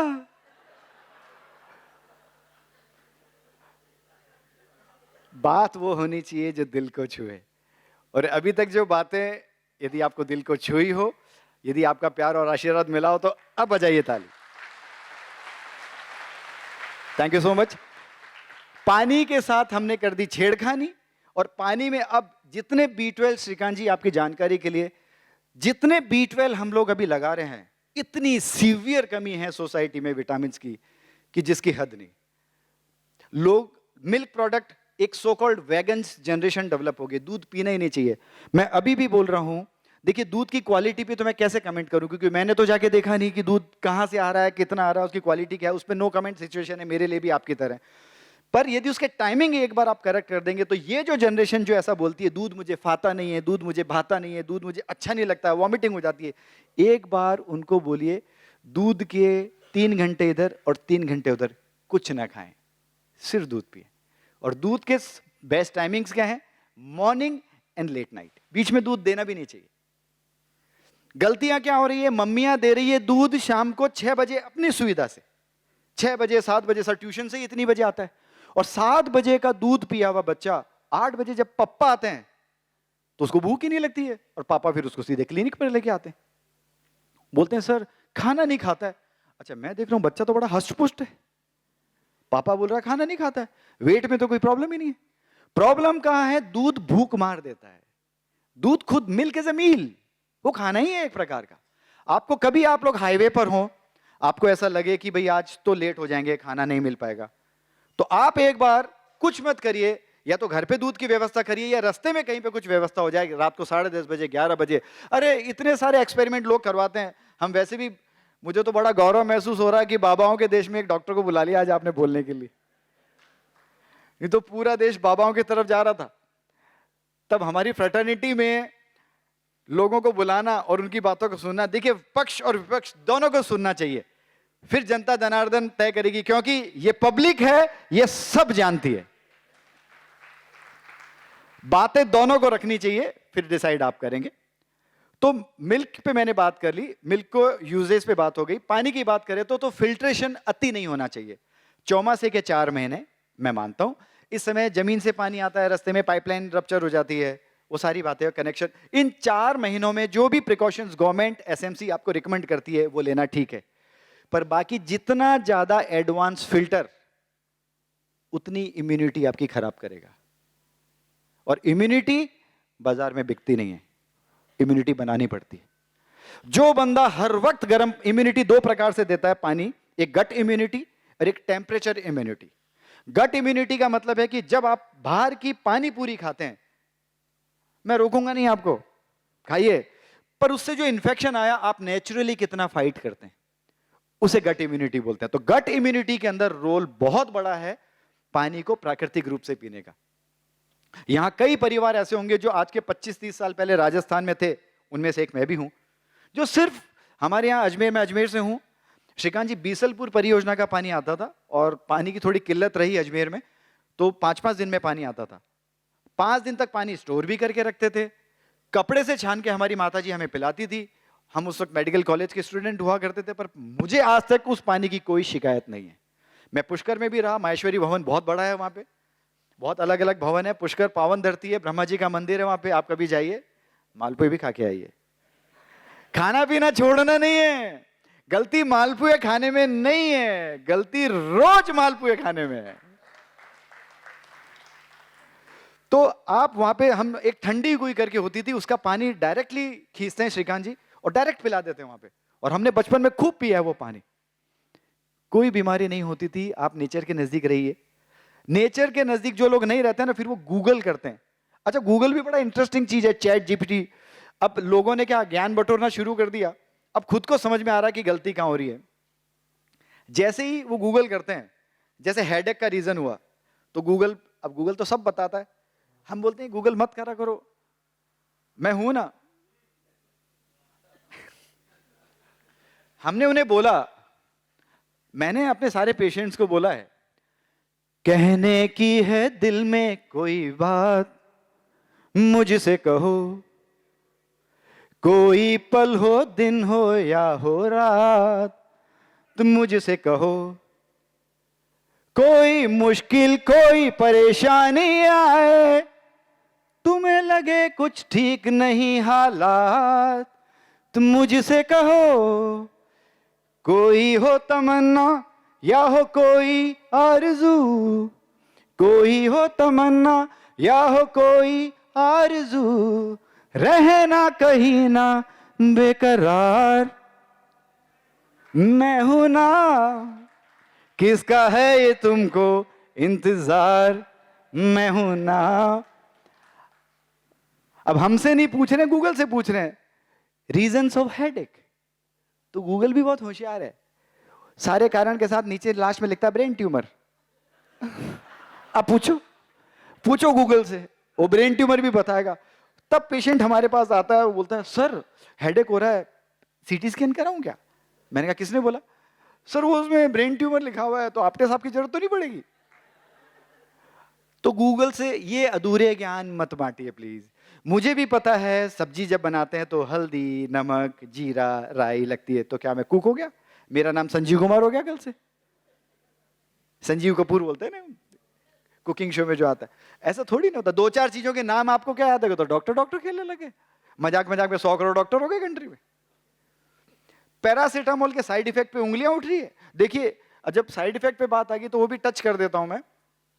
हमें बहुत बुरा लगता है जब कुछ भी इमरजेंसी आए तो आपटे साहब, कार्डियोलॉजिस्ट, ये, और जब सारी कहानी पूरी हो जाती है, पेशेंट डिस्चार्ज होकर घर चला जाता है, फिर बाद में जब हमारे यहाँ आता है और कोई दवाई हम लिखते हैं तो सर इसका कोई साइड इफेक्ट तो नहीं है, जिस थाली में खाया उसी में छेद।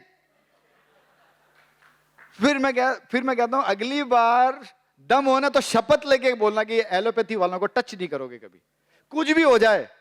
मतलब ये तो वाली बात है, रात दिन हमसे सेवा करवा रहे हो और उसके बाद ये बोल रहे हो डॉक्टर साहब बड़े महंगे हो गए।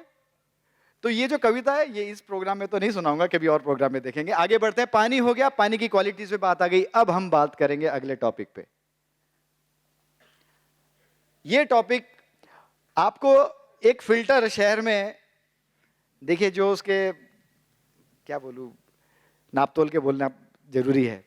कुल मिला के हम जो खाना खा रहे हैं वो एसिडिक नेचर का है, और एक फिल्टर ये इस बात पे सेल किया जा रहा है सोशल मीडिया के थ्रू, लाइव प्रोग्राम के थ्रू, कि हमारे बॉडी का जो पीएच है वो फिल्टर बिगाड़ देता है। सच है, मतलब खान पीन, हमारा जो पीएच है वो 7 होता है। पीएच 7 से कम होता है तो उसे खट्टापन बोलते हैं, ज्यादा होता है तो खारापन बोलते हैं। ब्लड का पीएच 7.4 होता है। हम बेसिकली थोड़े थोड़े खा रहे हैं, हम सच है इसलिए हम कड़वे हैं। कड़वापन मेंटेन होना चाहिए। जो खाना आप लोग खाते हैं वो एसिडिक नेचर का है। अब आपके पास 2 चॉइस है, ये तो लगाइए सीधा फिल्टर वो 2.5 लाख वाला, या एक नजर इधर डाल दीजिए, 2.5 लाख बच गया था, अब बजाओ ताली। डाइट में वैसी ही नेचुरल चीजों को डाल लीजिए, ये एल्कलाइन ही है। जब आप नेचुरल वे में, अच्छा लोग इनको खाना नहीं चाहते। मैं पूछता हूँ कई बार, कुछ माताजी आती है, कुछ सीनियर लोग आते हैं, अच्छा कुछ मेल्स भी आते हैं, मैं उनसे पूछता हूँ सलाद खाते हैं? सर गैस हो जाती है, गैस। तो मैंने कहा आपको किसने कहा कि डगला भर के खाना है? मैंने कहा आपने कभी दारू पी है? तो बोले पहले इधर उधर देखते हैं, अरे पिए। तो जब पहली बार पी थी तो क्या मजा आ गया था क्या? बोले नहीं सर, घर पे आ गया तो। और पहली बार जिसने तंबाकू भी खाया था वो भी सुदेश लहरी हो गया था, खाना छोड़ा क्या? तो 1-2 ककड़ी के पीस खाने से 2 डकारे क्या आ गई, अपने ककड़ी खानी छोड़ दी। यदि आपने सालों तक ककड़ी नहीं खाई है, सालों तक तरबूज नहीं खाया है, फ्रूट नहीं खाया है, सलाद नहीं खाया, तो थोड़ी तकलीफ होगी, क्योंकि शरीर के लिए वो नया आइटम है आपके लिए। तो जिन लोगों को आदत नहीं है, आदत डालिए, पर आदत एक दिन में थोड़ी ना डलेगी। धीरे धीरे डलेगी। आज आपने 1 पीस ककड़ी का खाया है, 1 पीस 2 पीस खाइए, छोड़ दीजिए, मत खाइए। 2 दिन बाद फिर रिपीट कीजिए, 3 दिन बाद फिर रिपीट कीजिए। मैं आपकी टीम से रिक्वेस्ट करता हूं श्रीकांत जी, एक बार पता करिएगा, हर साल महावीर में एकाध डेथ इस बात पे होती है कि जो बंदा कभी फ्रूट सलाद सब्जी नहीं खाता है, वो अचानक से एल्कलॉइड्स का जूस बनवा लेता है विवेकानंद गार्डन के बाहर, और इधर जाके एक साथ इसमें पालक भी डाल दे रहे, इसमें खीरा भी डाल दे रहे, इसमें सारे डाल दे रहे, वो एक ही दिन में किंग कॉन्ग बनने की तैयारी करता है। और वो उसके जो साइड इफेक्ट हैं वो महावीर की टीम को पता है, निर्मल की टीम को पता है। आप वेरीफाई करवाइए इस स्टेटमेंट को। पर ये बातें आप लोगों तक आती नहीं है। एक साथ मेरे पास एक पेशेंट आया, उसको चक्कर आ रहे थे। देखिए, गुणों पे बात हो रही है, खाने पीने की चीजों को समझना बहुत जरूरी है, बीमारी की जड़ पे बात है ये। एक बंदा आया, मुझे बोलता है सर चक्कर आ रहे हैं। यकीन मानिए, बीपी चेक किया, शुगर चेक किया, सब कुछ चेक किया, यंग एज 34-35। मुझे कोई समझ में नहीं आ रहा कि इसको चक्कर क्यों आ रहा है। मैंने पूछा कोई वायरल इन्फेक्शन हुआ, ऐसा वैसा, लूज मोशन, यूरिन इन्फेक्शन, सारे पैरामीटर्स फेल, सारी जांचें नॉर्मल, पर उसको चक्कर आ रहे हैं। मैंने कहा कुछ ज्यादा एक्सरसाइज कर ली, ज्यादा सो गए, कम सो गए, रात को जगह थे क्या, दोस्तों के साथ थे क्या, एक भी फैक्टर नेगेटिव नहीं मिला। मैंने कहा कुछ खाया था क्या जो पहले कभी नहीं खाया, क्योंकि ये बातें जो होती है ना, अब तक आपने जिन एक्सपर्ट्स को सुना ना, उन तक नहीं आती है। क्योंकि ये बात कभी मत भूलिए, कोई कितना भी बड़ा केस हो, उसका बाईपास गेट इधर ही है। मैं नहीं, मेरे एमबीबीएस फ्रेंड्स, सारे केसेस पहले हमारे पास होते हैं, फिर वेरीफाई होके यहीं से ही वो कंसल्टेंट के पास जाते हैं।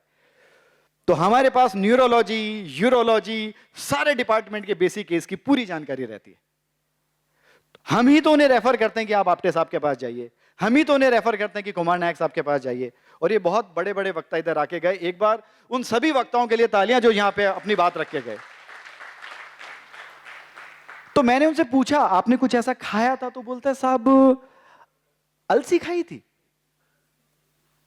तो मैंने कहा अलसी तो अच्छी होती है। तो फिर मैंने पूछ लिया है कितनी खाई थी, आधा डब्बा। मतलब इतनी भी गुणकारी नहीं है अलसी कि आप आधा डब्बा खा गए। मतलब ये गलत हरकतें जब होती है तो काम की चीजें भी नुकसान पहुंचाती है। मुझे आज भी याद है, मैं फर्स्ट जॉब मैंने सूरत में स्टार्ट की थी गिरीश ग्रुप ऑफ हॉस्पिटल से, और वहां पे एक लेडी की हार्ट रिदम इतनी डिस्टर्ब थी, और मुझे हमारे चीफ ने ऑर्डर दिया कि पता करो इसका डायग्नोसिस क्या है, हार्ट रेट ज्यादा आ रही है, क्यों आ रही है पता करो। सारी एड़ी चोटी का जोर हमारी पूरे मेडिकल ऑफिसर की टीम ने लगा दिया, हम कारण ही नहीं पता कर पाए। फिर बाद में उस इंटेंसिविस्ट डॉक्टर ने बताया इसका पोटेशियम ज्यादा है। तो मैंने कहा सर पोटेशियम ज्यादा है, यहां तक तो ठीक है, पर पोटेशियम ज्यादा क्यों है? बोले इसको किडनी इश्यू है, किडनी पूरी एक्स्ट्रा पोटेशियम को फेंक नहीं पा रही है, और इसने एक दिन में 7 नारियल पानी पिए।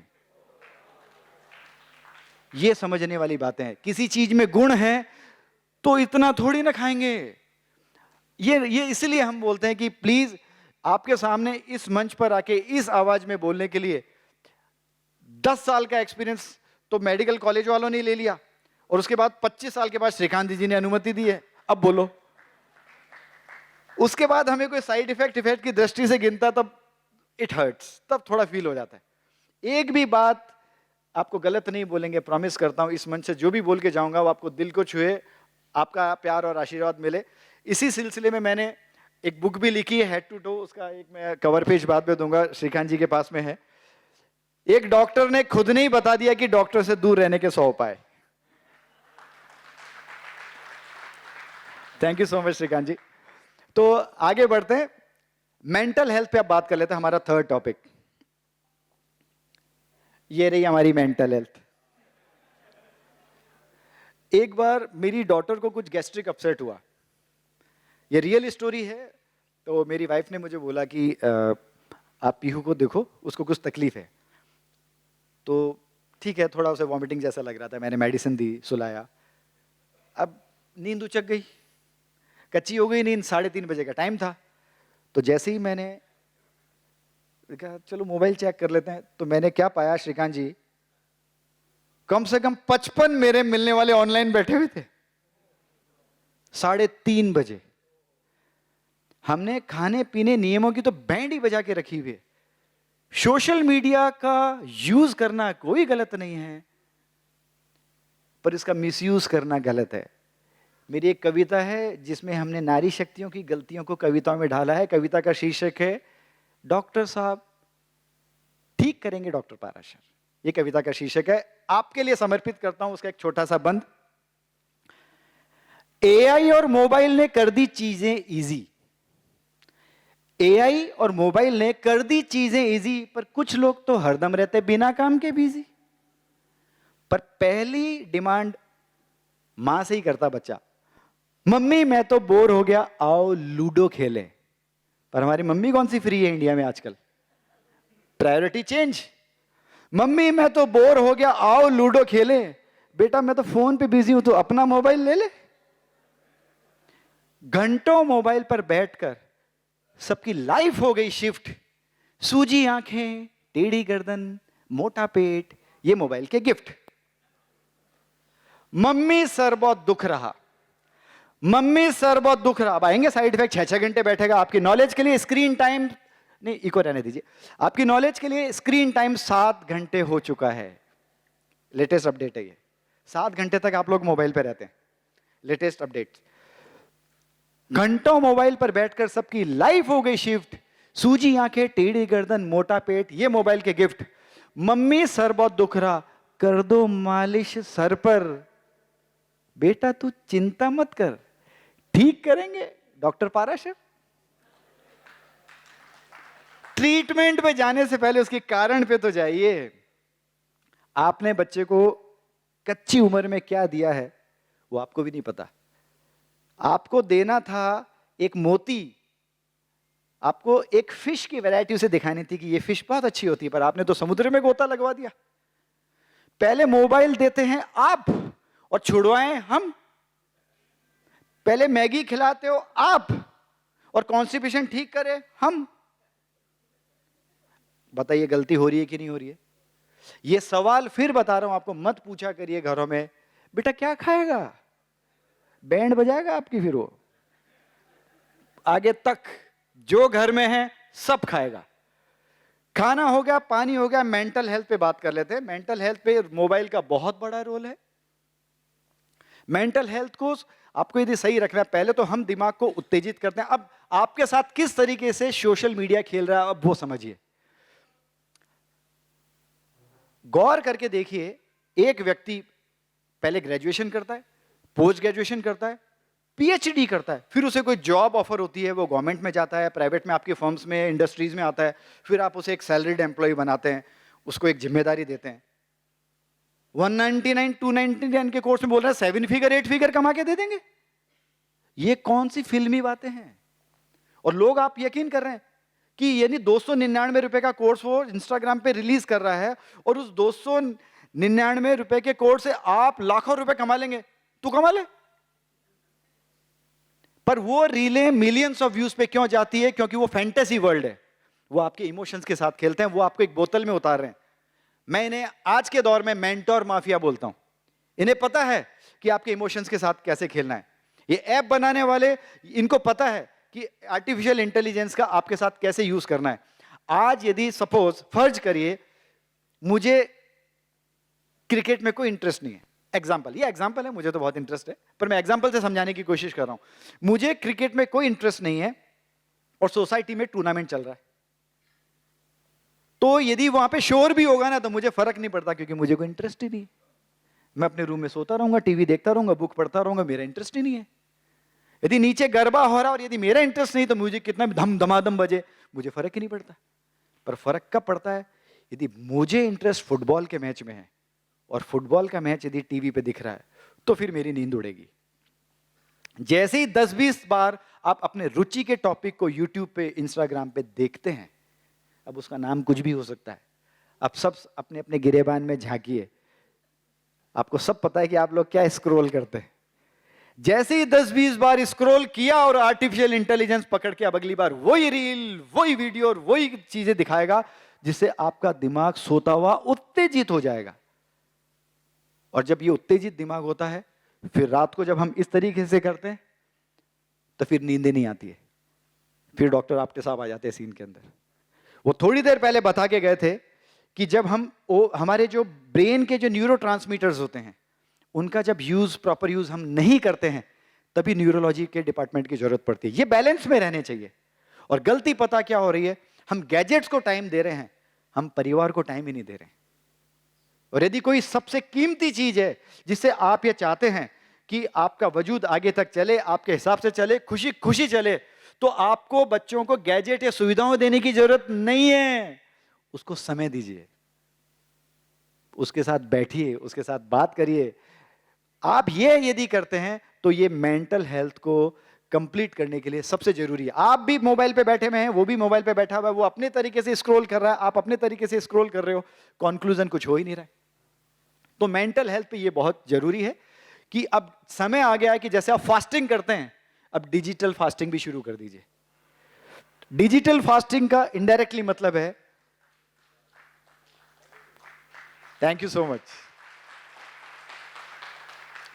फिजिकल फास्टिंग तो पहले जो अच्छे स्पीकर्स आके गए वो बता के गए होंगे, और मैं कहता हूं ये अल्टरनेट फास्टिंग, अरे कहां जा रहे हो आप इतनी दूर। मैं बताता हूं आपको फास्टिंग का सीधा सिंपल तरीका। देखिए, कॉम्प्लिकेटेड और घुमा के बोलने की तो आदत ही नहीं, और यदि मैं बोलूंगा तो थोड़ी देर पहले फिर आप बोलोगे कहना क्या चाहते थे। सीधी सीधी भाषा में बात करते हैं। जिस दिन आपने पार्टी की है उसके अगले दिन जिस हिसाब से पार्टी हुई उस हिसाब से फास्टिंग करिए। जैसे यदि आपको लगता बहुत हैवी खाया था तो सिर्फ लिक्विड पर चलिए, हद से ज्यादा हैवी खाया था तो कुछ ही नहीं, सिर्फ गुनगुना पानी पीते हुए उस दिन को आराम दीजिए।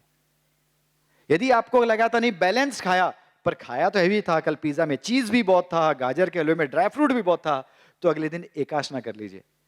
पर एक बात हमेशा ध्यान रखिए, अटैक हमेशा डिनर पर ही करना, लंच पे कभी अटैक मत करना, क्योंकि जिसने डिनर के मजे लिए डॉक्टर्स उसके बहुत मजे लेते हैं।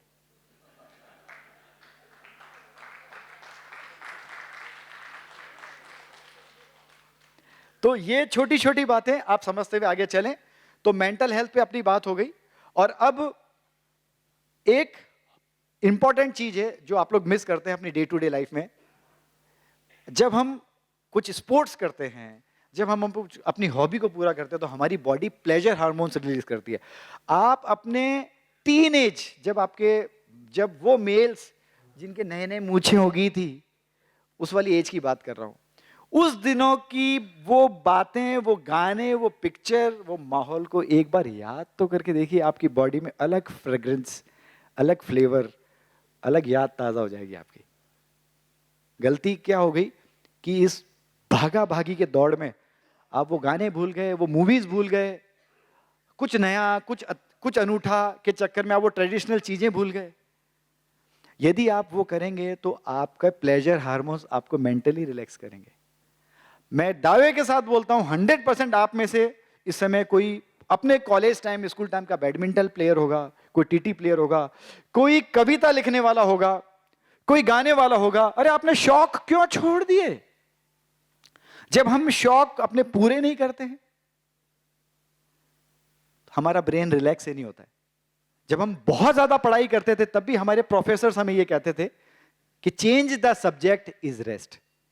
आप सब्जेक्ट को चेंज करो, वो रेस्ट है, ना कि छोड़ के आ जाओ। आप चेंज ही नहीं करते, आप पूरे वक्त जब एक ही थॉट में रहते हैं। जैसे सपोज कोई टेक्सटाइल व्यापारी है, वो पूरे वक्त पेमेंट, माल, सप्लाई, डिमांड, ये वो, पेमेंट, पार्टी, ये वो, मीटिंग चलता रहता, तो ये ऐसे में थिंकिंग लूप बन जाता है, और वो रात भर वही पेमेंट चलता है, फिर उसके रात भर वही पेमेंट चलता रहता है। उस लूप को ब्रेक करने के लिए आपको सब्जेक्ट को चेंज करना जरूरी है, अपने इंटरेस्ट की चीजों को जगाना जरूरी है।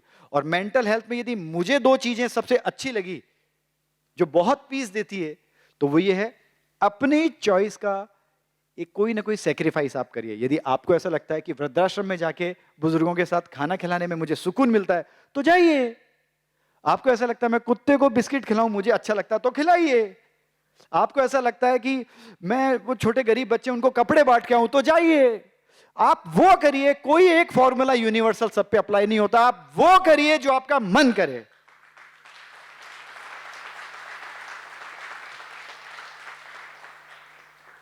ये चीज आपकी मेंटल हेल्थ को इतना अच्छा रखेगी। और आप में से जो टैलेंटेड हैं, मैं कहता हूं आप में से जो क्या टैलेंटेड है, अरे आप सारे ही टैलेंटेड है। जो आपका हुनर, अरे आपके हुनर के लिए अप्रिशिएट किया, इस पे तो ताली बनती है। आपका जो भी हुनर है उसे निस्वार्थ बांटिए, यदि आपको ऐसा लगता है कि ये हुनर है। ऐसे ही कुछ बातों से श्रीकांत जी ने मुझे बुलाया तो मुझे भी लगता है कि आना चाहिए। सर पेमेंट की तो कोई बात ही नहीं हुई है कभी, आप ऑफर करते तो भी नहीं लेता मैं। मुझे खुशी है कि मुझे चुना गया अपनी बात आपके सामने रखने के लिए। तो जो आपका हुनर है उसे फ्री में बांटिए, लोग याद रखेंगे आपको। अब मैं 3 टॉपिक हमारे कंप्लीट हो गए। अब मैं बातचीत को ले जाना चाहता हूं उन आकस्मिक डेथ्स की तरफ जो लास्ट ईयर हुई थी गर्भा के दौरान। क्योंकि कई बार पेशेंट्स, कुछ ऐसी बातें होती जो आप लोगों तक पहुंचते नहीं है। आप लोग बोलते हैं, जैसे हम पूछते हैं भाई क्या हुआ, बोले पता नहीं सर, नेक्स्ट डे उठा ही नहीं। तो कुछ तो ऐसी चीजें होती है जो पेशेंट के हाथ में ही नहीं होती है। वो क्या है?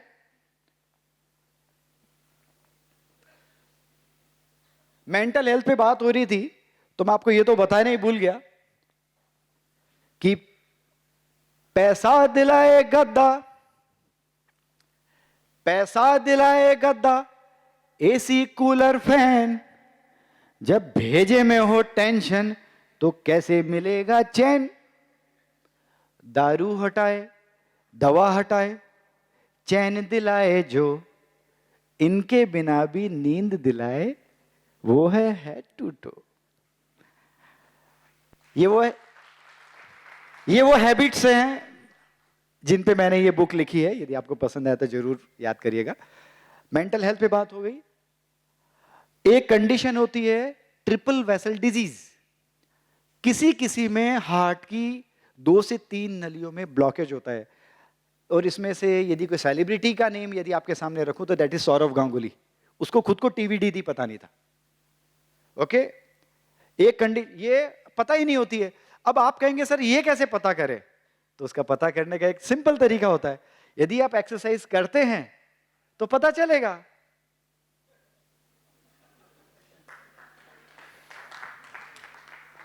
जब करते ही नहीं है तो कैसे पता चलेगा?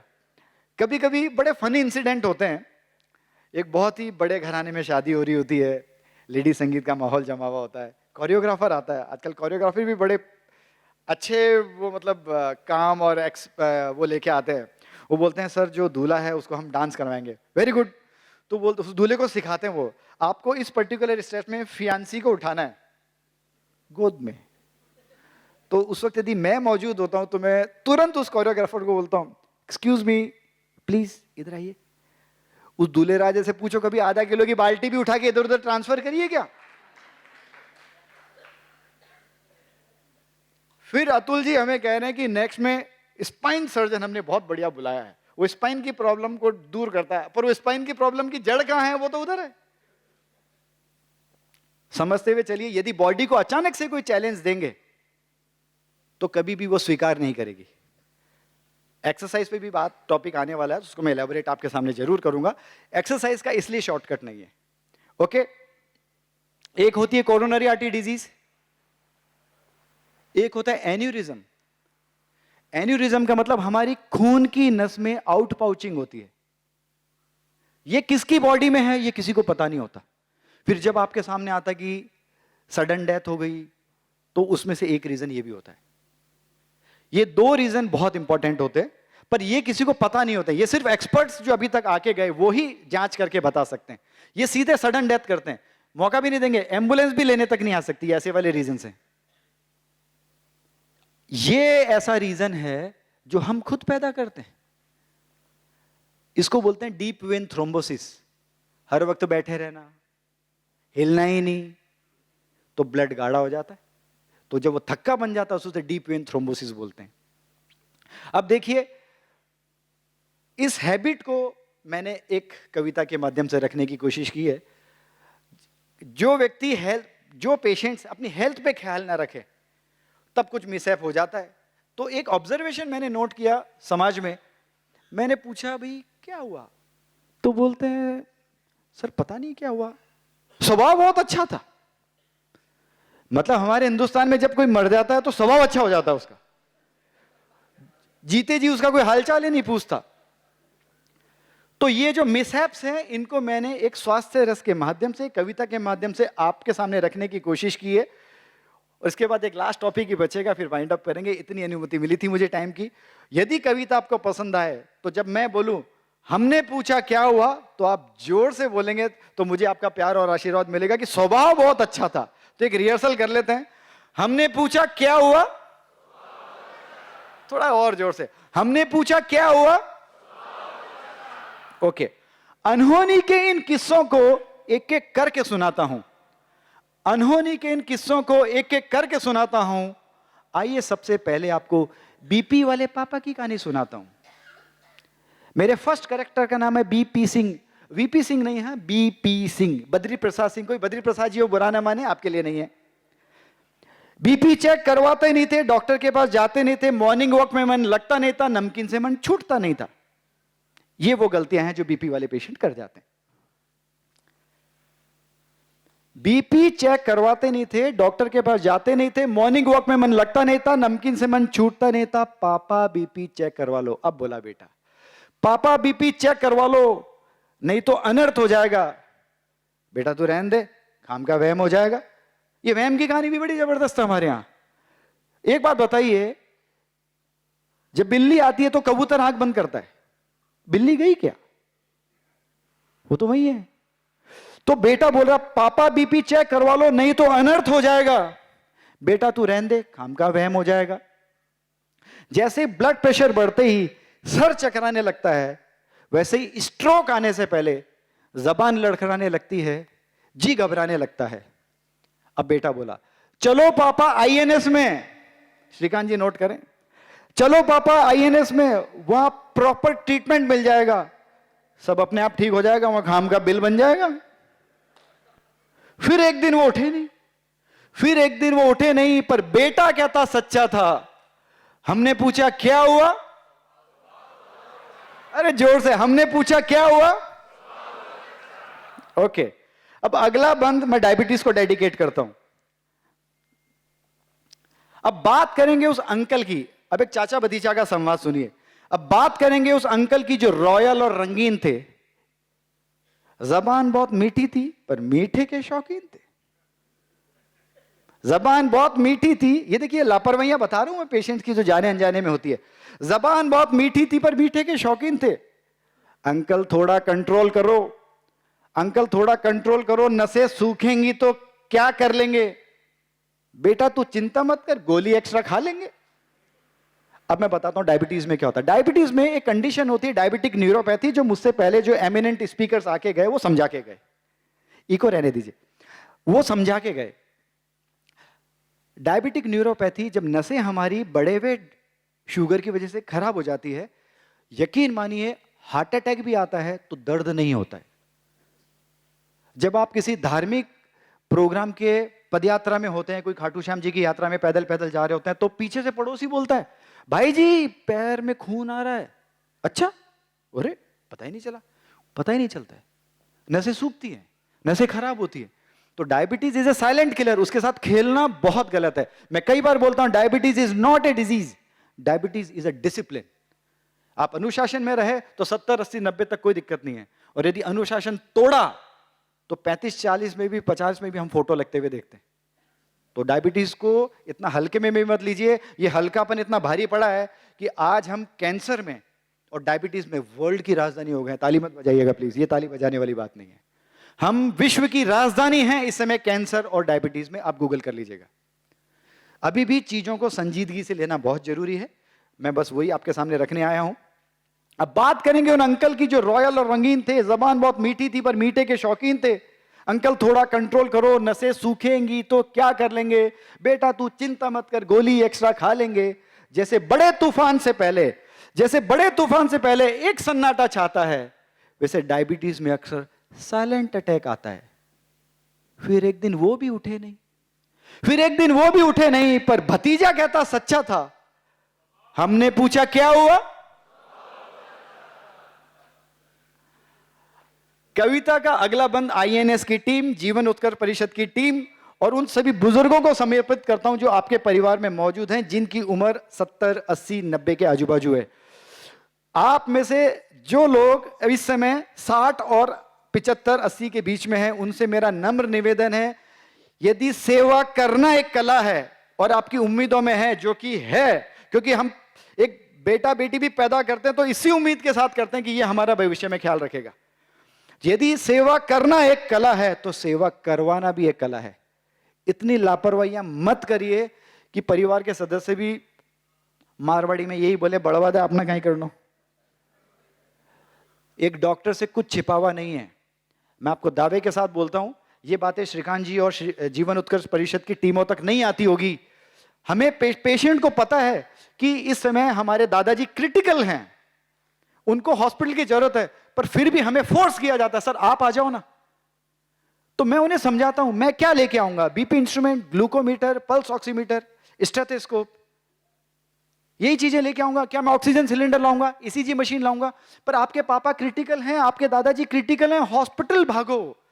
पर यकीन मानिए वो सिर्फ हमें इसलिए बुला रहे होते हैं ताकि वो समाज को, लोगों को ये कह सके हमने तो पूरी सेवा करी। वो डॉक्टर पाराशर समझे ही नहीं, वो रसीद फाड़ने की तैयारी हमारे नाम पे चल रही होती है। जबकि मुद्दे की बात यह है, उस पेशेंट को हॉस्पिटल की जरूरत होती है। और ये प्रोग्राम, ये बातें, ये कविताएं डेडिकेटेड है उन बातों के लिए ताकि वो नौबत ही ना आए। तो मेरे अगले कैरेक्टर का नाम है मूर्ति नारायण जी। और जो मारवाड़ी समझते हैं वो ढेले का मतलब जरूर जानते होंगे। मारवाड़ी में को था ढेला, यानी मिट्टी के डग्गर को बोलते हैं, उसको जहां रख दिया वो वहीं रहता है। उससे वो चीज हो जाती है जिसको बोलते हैं डीप वेन थ्रोम्बोसिस। ये अब वो जो दादाजी घर में हैं वो कितने भी सम्माननीय हैं, आदरणीय हैं, पर गलती हो रही है, समझिए। अब वो गलती कैसे हो रही है मैं बताता हूं आपको। मेरे अगले कैरेक्टर का नाम है मूर्ति नारायण जी। मूर्ति नारायण जी मतलब जहां बैठाए बैठ गए। लंबे लंबे प्रवचन वाले एक दादाजी पड़ोस में रहते थे।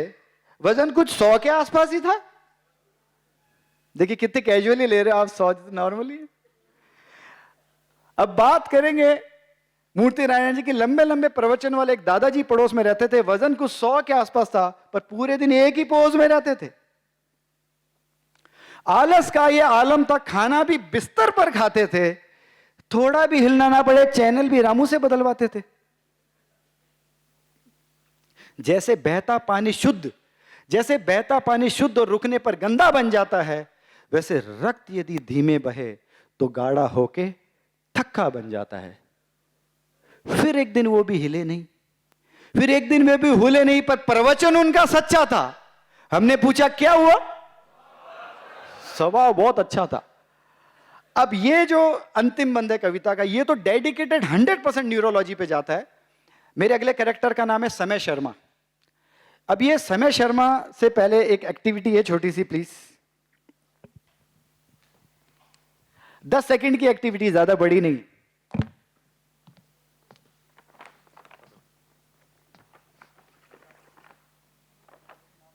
और ये एक्टिविटी ऐसे ही शुरू होती है और ये ऐसे ही खत्म होगी। अब मैं बताता हूं ये एक्टिविटी क्या है। जैसे ही मैंने आपके सामने 4 स्माइली बॉलें उठाई, ये आपके लिए गिफ्ट ही है, वापस नहीं जाएगी ये। इनको दवाई एक्यूप्रेशर होता है, फायदा करती है बॉल। ये इससे फायदा क्या है एक्यूप्रेशर बॉल से? ये जैसे ही मैंने बोला कि बॉल आपकी तरफ आने वाली है, आपके कानों ने सुना, आंखों ने देखा, ब्रेन ने रीड किया कि एक कमांड आया है बॉल फेंकने का और हमें रिसीव करनी है। तो 3 तरह के रेस्पॉन्स आए, 3 से 4 तरह के रेस्पॉन्स ऑडियंस में आए। मैं किसी व्यक्तिगत टिप्पणी नहीं करूंगा। एक ने तो कहा बर्बाद है अपना कहीं कर लो। एक ने कहा मैं पकड़ूं, पर जिससे पहले उन्हें पकड़ने का माहौल बनाया उससे पहले बॉल गिर गई। एक ने तुरंत लपक ली, और एक तो इतना उत्तेजित था बॉल पकड़ने में कि हाथ पहले आ गया, बॉल बाद में आई। तो चारों अलग अलग रेस्पॉन्स। ये तब होता है जब ब्रेन पे हमारा कंट्रोल खत्म हो जाता है। ये जो हम बातें करते हैं ना, मेरा मूड ठीक नहीं है, मुझे नींद नहीं आती है, मुझे अच्छा नहीं लगता है, मेरे सामने मत आओ, मेरे सामने से चले जाओ। हमारा जब ब्रेन आउट ऑफ कंट्रोल होता है तब ये वाले रेस्पॉन्स आते हैं। परफेक्ट रेस्पॉन्स तभी आएगा जब आपका ब्रेन कंट्रोल में हो। तो कहीं ना कहीं स्पोर्ट्स भी सही जरूरी है, डाइट भी सही जरूरी है, आपका खुश रहना भी बहुत जरूरी है। कई बार मैं ऐसे कभी ऑफिसर्स के प्रोग्राम भी मैंने डायरेक्टली एड्रेस किए हुए हैं, जहां ताली बजाने की बारी आती है तो इतने गंभीर तरीके से ताली बजाते हैं। नहीं, डेमो देना बहुत जरूरी है।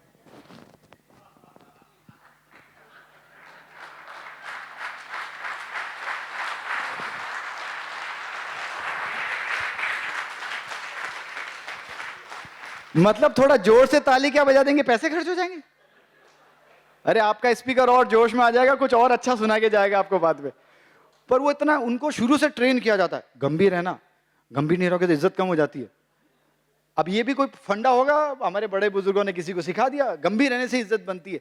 और वो इतने गंभीर हो जाते हैं, जो सीधी सीधी भाषा में हंसते नहीं है ना, देखिए मैं बहुत गहरी बात बोल रहा हूँ, जो सीधी सीधी अच्छी अच्छी नॉर्मल बातों पे नहीं हंसते ना, वो उम्र के 60वें 70वें साल में गार्डन पे बिना बातों के हंसते पाए जाते हैं।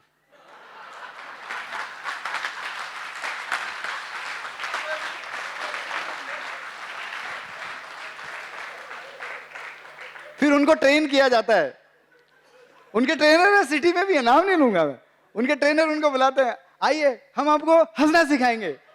अच्छा, बोले खड़े हो जाओ लाइन से, 1 2 3, हाँ। सबको यमराज बना देते सुबह सुबह 6 बजे। मुझे अपने बचपन में वो सीरियल याद आया था, यक्कू। अब वो यक्कू बन जाते, क्या जरूरत है? अरे सीधी सीधी बातों पे वैसे ही हंस लीजिए। टीवी पे कॉमेडी बिखरी पड़ी है, हर जगह कॉमेडी बिखरी पड़ी है। मुझे तो कॉलेज के वो दिन भी याद आते हैं जब चुपचाप गरिमापूर्ण माहौल, शांत बैठा होता, जितने में कोई एक मोटे टीचर की एंट्री होती है और अपना क्लासमेट बोलता है, गेंडा आ गया।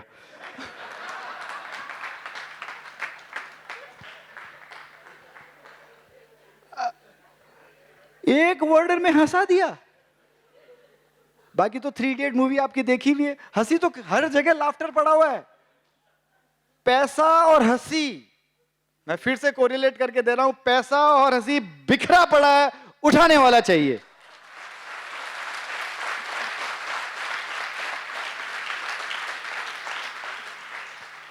तो हमारे अगले कैरेक्टर का नाम है समय शर्मा। अब ये समय के इतने पाबंद, उस पाबंदी के चक्कर में जो गड़बड़े हो रही है ना, वो आपके साहब जानते हैं। कुछ जने इतने हो जाते हैं कि वो उनका बस चले ना तो शर्ट भी वेलक्रो वाली पहने, जूते भी वेलक्रो वाले, पैंट भी वेलक्रो, अप डाउन की जरूरत नहीं, सीधा पैंट चिपकाई और निकल लिए। इतना कितना समय बचाना, 24 घंटे मिले। मैं कहता हूं साइंस कितनी भी तरक्की कर ले, बच्चा तो 9 महीने में ही पैदा होगा।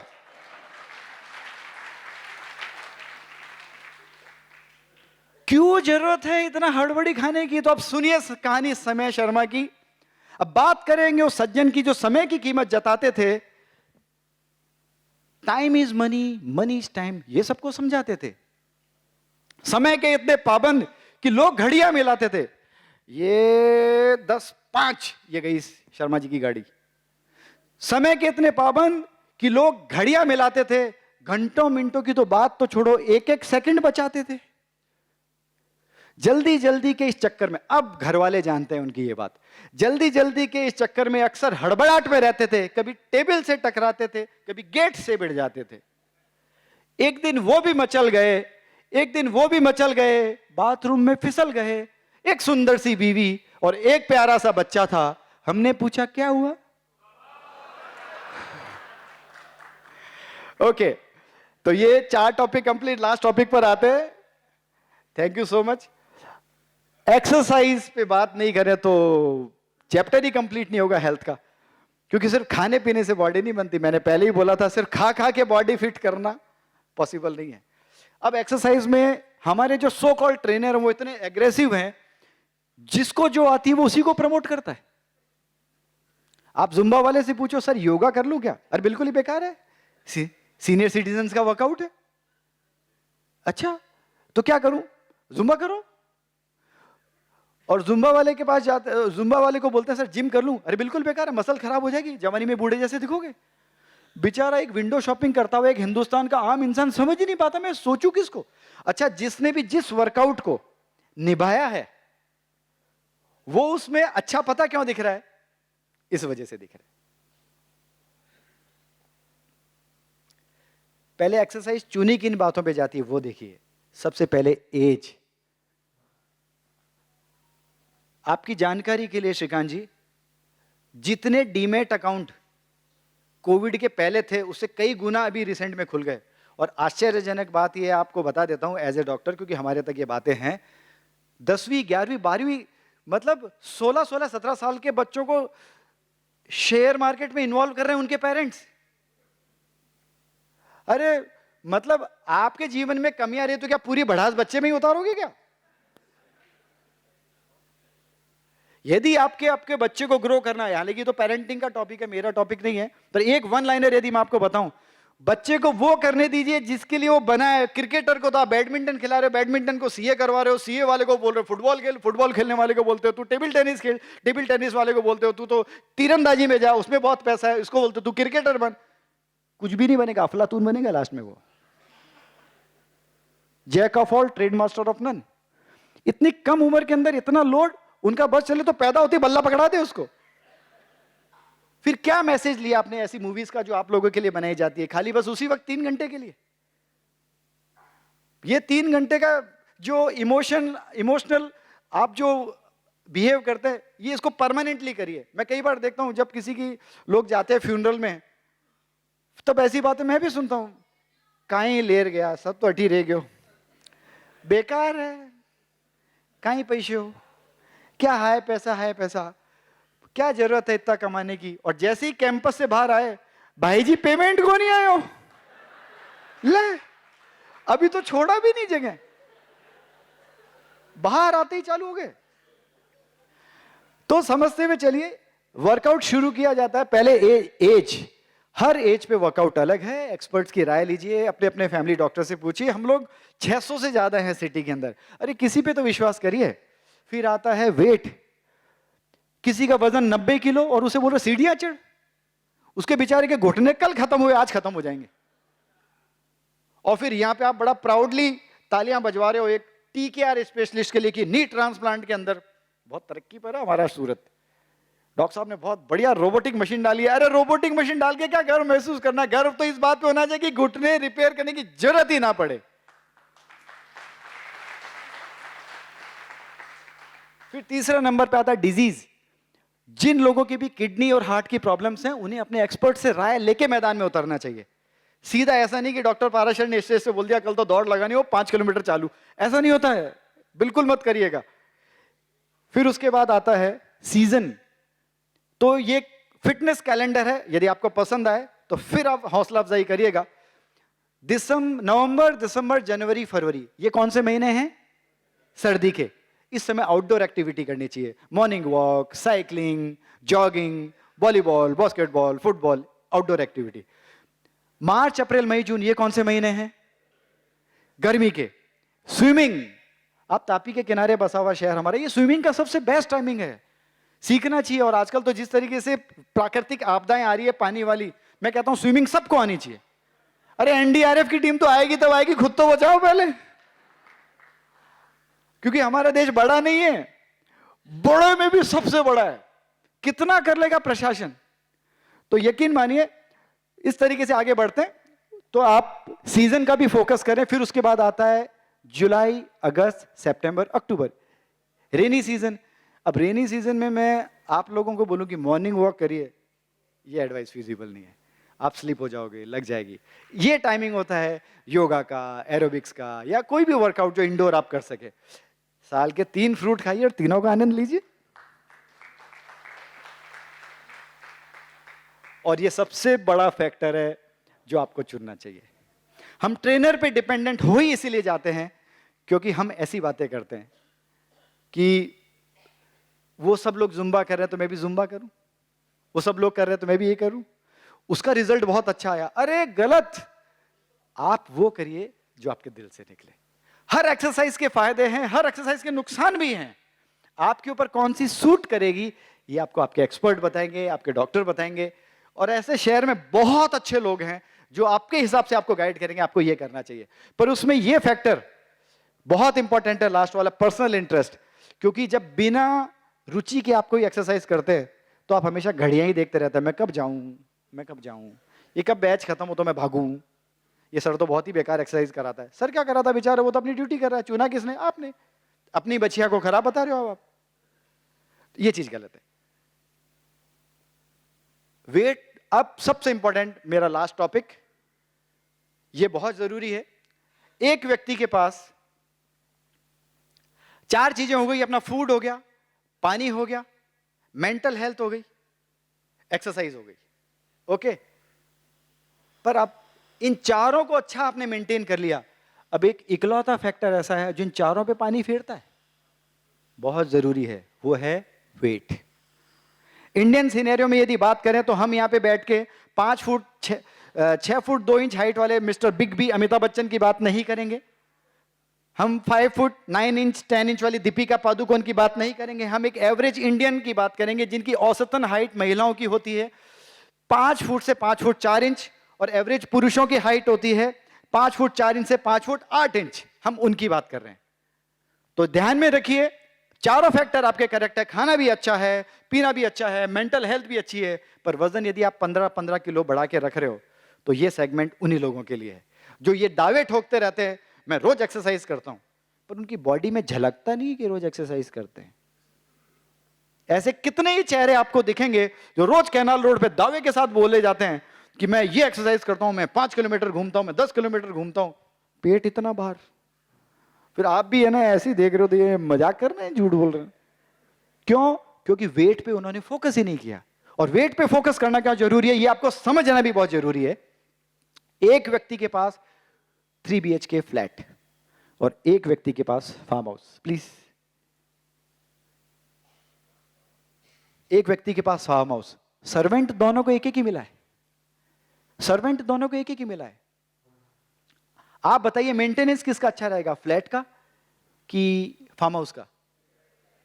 फ्लैट का। जब फार्म हाउस पे आप जाएंगे ना तो आपको ऐसे बोलना पड़ेगा, अरे रामू ये घास इतनी बड़ी बड़ी कैसे होगी बेटा? बोले साहब अकेला हूं, थक जाता हूं। ये छत पे पीपल का पेड़ कैसे उग गया? बोले अकेला हूं, थक जाता हूं। और ये स्विमिंग पूल में काई कैसे जम रही है? अकेला हूं, थक जाता हूं। मतलब समझिए, वजन आपका 60 किलो, 70 किलो, 100 किलो या 120 किलो, ब्लड 5 लीटर ही होता है। वो सर्वेंट है आपका, वो सर्वर है। पूरी बॉडी में सारे न्यूट्रिएंट्स लेके घूमने का काम, बांटने का काम उसी का ही है। और जब वो आप नियम तोड़ देते हैं तो वो थक जाता है। इसलिए जब हम वजन बढ़ा के रखते हैं तो वो बात ही नहीं बनती जिस बात के लिए आप इतने सारे एफर्ट डाल रहे हो। तो वजन को तो आपको टारगेट करना ही पड़ेगा। और वजन को हमने इतना हल्के में ले लिया, हम डायबिटीज की राजधानी हो गए, ब्लड प्रेशर हमसे कंट्रोल नहीं हो रहा। अब weight loss, because weight loss मेरा फेवरेट सब्जेक्ट है, 25 साल से मैंने इसमें काम किया है, तो एक छोटी सी स्लाइड के साथ में मैं वेट लॉस की कहानी बता देता हूं। कोई भी एक्सरसाइज वेट लॉस नहीं देती है। एक्सरसाइज क्या देती है? चंचलता, चपलता, चुस्ती, फुर्ती, power, stamina, feel good, good sleep, good appetite, good नींद, गुड सेक्स। वेट लॉस नहीं देती, सिर्फ टेम्परेरी एंड 20%, बस। यदि ऐसा होता तो उस एक्सरसाइज का नाम एक ही होता, या तो उसका नाम जुम्बा होता, या उसका नाम योगा होता, या उसका नाम कुछ और, कोई भी XYZ नाम होता। नहीं, एक्सरसाइज सारी अपनी अपनी जगह हैं, सबके अपने अपने फायदे हैं। एक्सरसाइज मैं कई बार बोलता हूं वेट लॉस एक मॉल की तरह होता है। इतने सारे शोरूम्स होते हैं, जुम्बा, टुम्बा, टबाटा, कैलेस्थेनिक, वॉलीबॉल, बास्केटबॉल, फुटबॉल। फिर मैं आपको याद दिलाता हूं, अरे बाहर तो आइए जनाब, गेट पे तो देखो क्या लिखा है। ये सब में कॉमन है। अब करिए क्लैप। लाइफस्टाइल सबसे कॉमन है, वो यदि करेक्ट है तो फिर कोई भी वर्कआउट रिजल्ट पे लेके जाएगा। और लाइफस्टाइल का मतलब अक्सर मुझे बोलना पड़ता है, my name is Khan, I am not a terrorist. मैं वेट लॉस एक्सपर्ट हूं, डाइटिशियन नहीं हूं। क्योंकि लाइफस्टाइल समझाई जाती है, पेपर में लिखी नहीं जाती। पेपर में लिखा होता तो मैं आपको देता। और लाइफस्टाइल की जो ओथ है, क्योंकि श्रीकांत जी ने मुझे बोला था सर जाते जाते वेट लॉस के टिप्स तो देके जाने पड़ेंगे, और वो मैं ना दूं तो मुझे ऐसा लगता है कि मेरा ये पूरा जो सेगमेंट है अधूरा ही रहा। वो सबसे लास्ट में। अब वेट की कहानी पे कहां आप खर्चा कर रहे हैं और कहां खर्चा नहीं कर रहे हैं, ये मेरी अंतिम कविता। लाइफस्टाइल को किस तरीके से आपने छेड़ा है, और इस कविता का शीर्षक है ना कोई खर्चा ना कोई चर्चा। इसके बाद सिर्फ 2 मिनट का ही बाकी रह गया है इस कविता के बाद में, फिर कंक्लूड करेंगे। जब मैं बोलूं ना कोई खर्चा तो मुझे मजा और आशीर्वाद आपका तभी मिलेगा जब आप बोलेंगे ना कोई चर्चा। और वीडियो शूटिंग पे चल रहे हैं, आप सभी के चेहरे यूट्यूब पे आने वाले टाइम पे, तो स्माइल अच्छी रखिएगा। जब किसी का मूड बिगड़ा हुआ हो, मन नहीं हो, तो उसके सामने आप कैमरा ले जाओ, मूड तुरंत अच्छा होता है। उसको घेर लो 4 कैमरों से, सारा मूड ऑन, सारी स्माइल ऑटोमेटिक, आपको कुछ कहने की जरूरत नहीं पड़ेगी। कोई कॉम्प्लिकेटेड बात भी सामने वाला नहीं करेगा आपसे। तो हेल्दी लाइफस्टाइल के मतलब को अपने हिसाब से मोड़ दिया और हेल्थ में लाइफस्टाइल को छोड़कर स्टाइल और लग्जरी से जोड़ दिया। जैसे घर बनाते समय एक एक ईंट को जमाना पड़ता है, वैसे हेल्थ कोई प्रोडक्ट नहीं, एक जीवन शैली है, एक जीने का अंदाज है, इसे हेल्दी लाइफस्टाइल से कमाना पड़ता है। आज हम हेल्थ पर बात करेंगे और करेंगे हेल्दी लाइफस्टाइल पे चर्चा, क्योंकि मेरी कविता का शीर्षक ही है ना कोई खर्चा ना कोई चर्चा। थोड़ा जोर से, ना कोई खर्चा। ओके, हम न्यूट्रिशन की बात करते हैं तो डाइट प्लान दिखाते हैं, हम न्यूट्रिशन की बात करते हैं तो डाइट प्लान दिखाते हैं, मॉर्निंग वॉक की बात करते हैं तो लॉन्ग ड्राइव पे जाते हैं, हम एक्सरसाइज के फायदे समझाते हैं तो इक्विपमेंट की कॉस्ट जताते हैं, और हम स्विमिंग के फायदे समझाते हैं तो हॉट वाटर पूल दिखाते हैं। हेल्दी लाइफस्टाइल को छोड़कर कर रहे हैं हेल्थ क्लब पे खर्चा, पर जिस वजह से हेल्थ खराब हो रही उसमें ना कोई खर्चा। बीपी शुगर का क्या है, ये तो रईसों की बीमारी है। देखिए लोगों का कैजुअलनेस देखिए, ऐसे ही स्वीकार कर लिया, आप सर खाते पीते घर क्या देता तो चलता ही है। अरे आपकी इस वजह से देश का बंटाधार हो रहा है। 500 करोड़ तो छोड़िए, हजार करोड़ के हॉस्पिटल भी यदि डल गए तो हमेशा लाइन ही लगेगी मरीजों की, यदि अभी भी हम नहीं संभले तो। और जगाने आया हूं मैं आपको, ये बात ध्यान रखिएगा। Thank you so much. BP sugar का क्या है, ये तो रईसों की बीमारी है। 4 सस्ती दवाइयां खा लेंगे, फिर कहेंगे इसी में समझदारी है।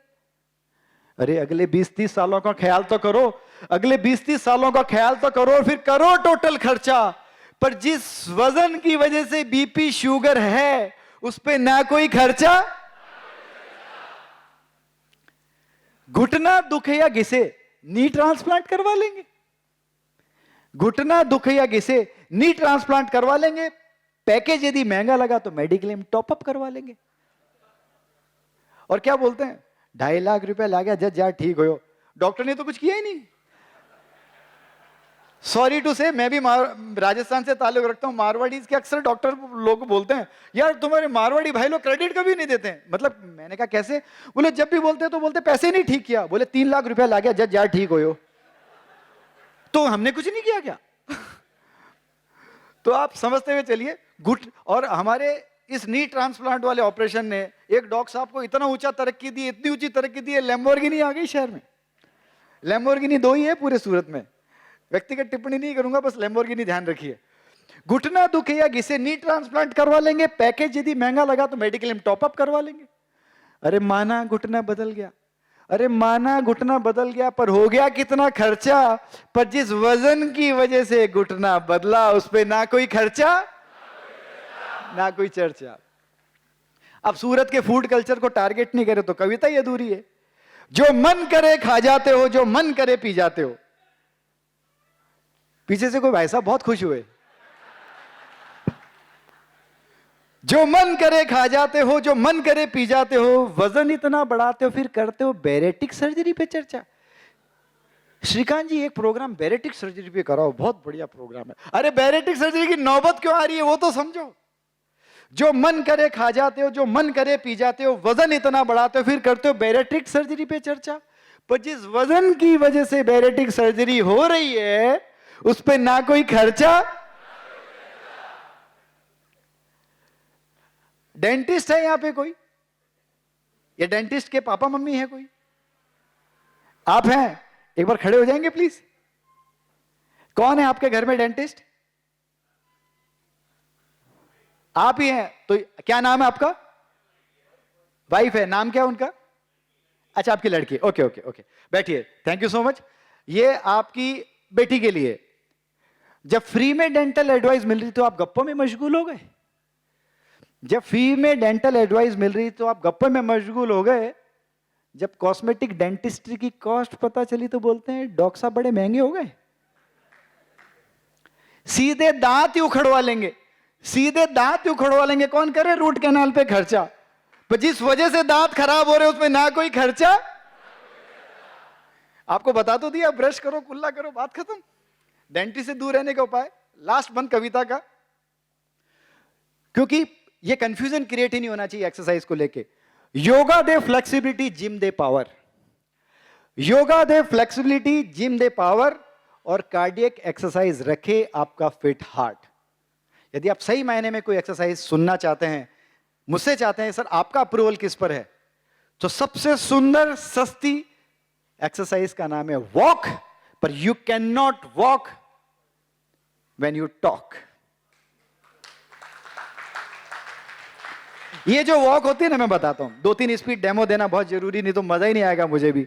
ये जो ऐसे धीरे धीरे घूमते हैं ना, मत ही घूमो प्लीज, घर में ही रहो। घूमो तो फिर ऐसे घूमो, लगना चाहिए कि आप घूमे हो, आपकी चाल में भी दम दिखना चाहिए और आप एक सेंटेंस पूरा नहीं बोल सको। केजरीवाल मोदी ये वो करते करते जो गप्पे लगा रहे हो, मत घूमो, घर पे ही रहो। घूमना है तो तमीज से घूमिए। जब आप घूमते हैं, when you walk you can not talk, आप एक सेंटेंस पूरा नहीं बोल सकते। यदि आप ऐसा बोलते हैं कि अभी मुझे जाना है, श्रीकांत जी का प्रोग्राम है, वहां पे जाके मुझे पहले नाश्ता करना है, फिर अतुल जी से हाथ मिलाना है, फिर ऊपर आके मेरे को भाषण देना है, इतना लंबा सेंटेंस यदि आप रियल वॉक करते हैं तो ऐसे बोलेंगे, अभी मुझे जाना है, श्रीकांत जी से मिलना है, अतुल जी से मिलना है।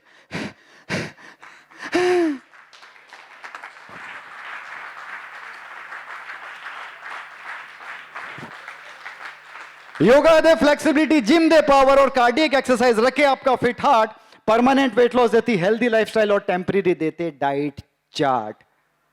वर्ल्ड लीडर बनना चाहते हो, वर्ल्ड लीडर बनना चाहते हो, रखो भारतीय आदतों, परंपराओं, नियमों और संस्कारों का ध्यान, तभी तो बनेगा दोस्तों मेरा भारत महान।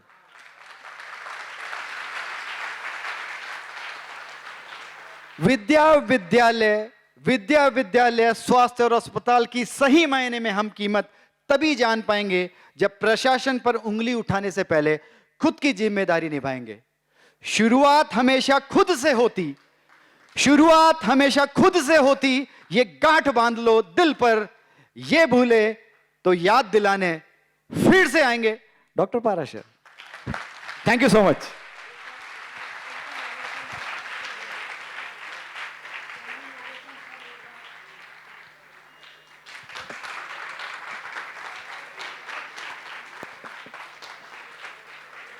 एक बात आपको कहना चाहूंगा, हमारे यहां ब्रेस्ट कैंसर पे एक बुक रखी हुई है निशुल्क वितरण के लिए, जो लोग भी लेना चाहें निशुल्क लेके जाइए अपने परिवार की महिलाओं के लिए। एक उनकी अवेयरनेस पे हमने किताब लिखी है, बाकी श्रीकांत जी बताएंगे। बहुत ही बढ़िया, thank you very much doctor Para sir. सही मामले में हमारा दिल नहीं, पूरे सदन का दिल जीत लिया।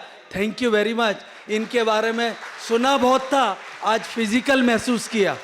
बहुत लोगों ने मेरे से क्वेश्चन किए, 1-2 डॉक्टरों के तो मैसेज आए, ये MBBS डॉक्टर क्या कर लेगा, ये क्या करेगा, जो कोई चर्चा ना कोई खर्चा। बहुत ही सुंदर, बहुत ही अच्छा talk and I was so confident. तो thank you very much doctor Para sir ji, बहुत ही सरल शब्दों में आपने सबको समय पे बांधा, बहुत बहुत आपका धन्यवाद। पीछे इनकी कुछ फ्री की पुस्तक रखी है, हेड टू टो पुस्तक की अवेलेबिलिटी भी लिखी है, जिन किसी को भी इनसे मिलना हो या बुक है वहाँ पीछे डिटेल है। थैंक यू वेरी मच, आप सबका समय लिया, बहुत बहुत आभार। फिर मिलेंगे जीवन आदर्श उत्कर्ष परिषद के 40वें सेमिनार में 20 अक्टूबर को इसी हॉल में, इसी सदन में, रविवार 20 अक्टूबर, दशहरा के एक हफ्ते बाद।